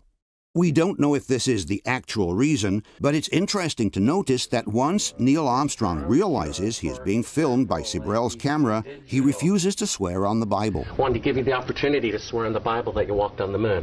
Will you put your left hand on the Bible and swear to God that you walked on the moon? Gentlemen. Mr. Sibrel. Yes? If you really walked on the moon, why would you not do that? So why don't you just put the... Even after Sibrel offers him $5,000 in cash to be given to charity, Armstrong still refuses to swear. You have $5,000 cash. You can give it to charity if you swear on the Bible that you walked on the moon. Please I have a tape. It'd be fine. Why don't you swear to... Why not? Why won't you do it? Buzz Aldrin also refuses to swear. Why don't you swear on the Bible that you walked on the moon? Why don't you swear on the Bible that you walked on the moon? Why don't you swear on the Bible that you walked on the moon? Sibrel keeps insisting and even insults Aldrin until the former astronaut hits him with a punch. But at the end of the day, just like Armstrong did, Aldrin also refused to swear. Michael Collins, too, the third Apollo astronaut, refuses to swear and actually runs from Sibrel as if he had seen the devil. Well, asking you to swear on the Bible that you orbited the moon. Would you please go away? Well, if you really orbited the moon, why won't you swear in the Bible that you did so? I just don't understand why if you orbited the moon, you wouldn't have a problem about swearing to the Bible on it. Sibrel certainly doesn't have a pleasant approach, but if someone has really been on the moon, why not swear anyway? All you would have needed to do to get rid of the nuisance would have been to stretch your hand out and swear on the Bible. On top, Armstrong could have given $5,000 in charity by simply performing that act. But none of the three astronauts wanted to do it. Why? Okay, Gus, that's enough. Take it away.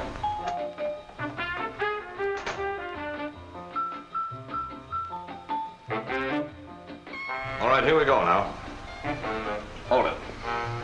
Come on, smile. That's fine. Hold it. Steady. Hey, wait a minute, where's the moon? Hey, Sully! Okay, boss. Come on, make it snappy. Get in there and steady it. How's that? Okay. All right, here we go again now. Steady, hold it. Come on, Betty, come on, give me a smile. That's right, hold it, hold it. Okay. Wrap it up.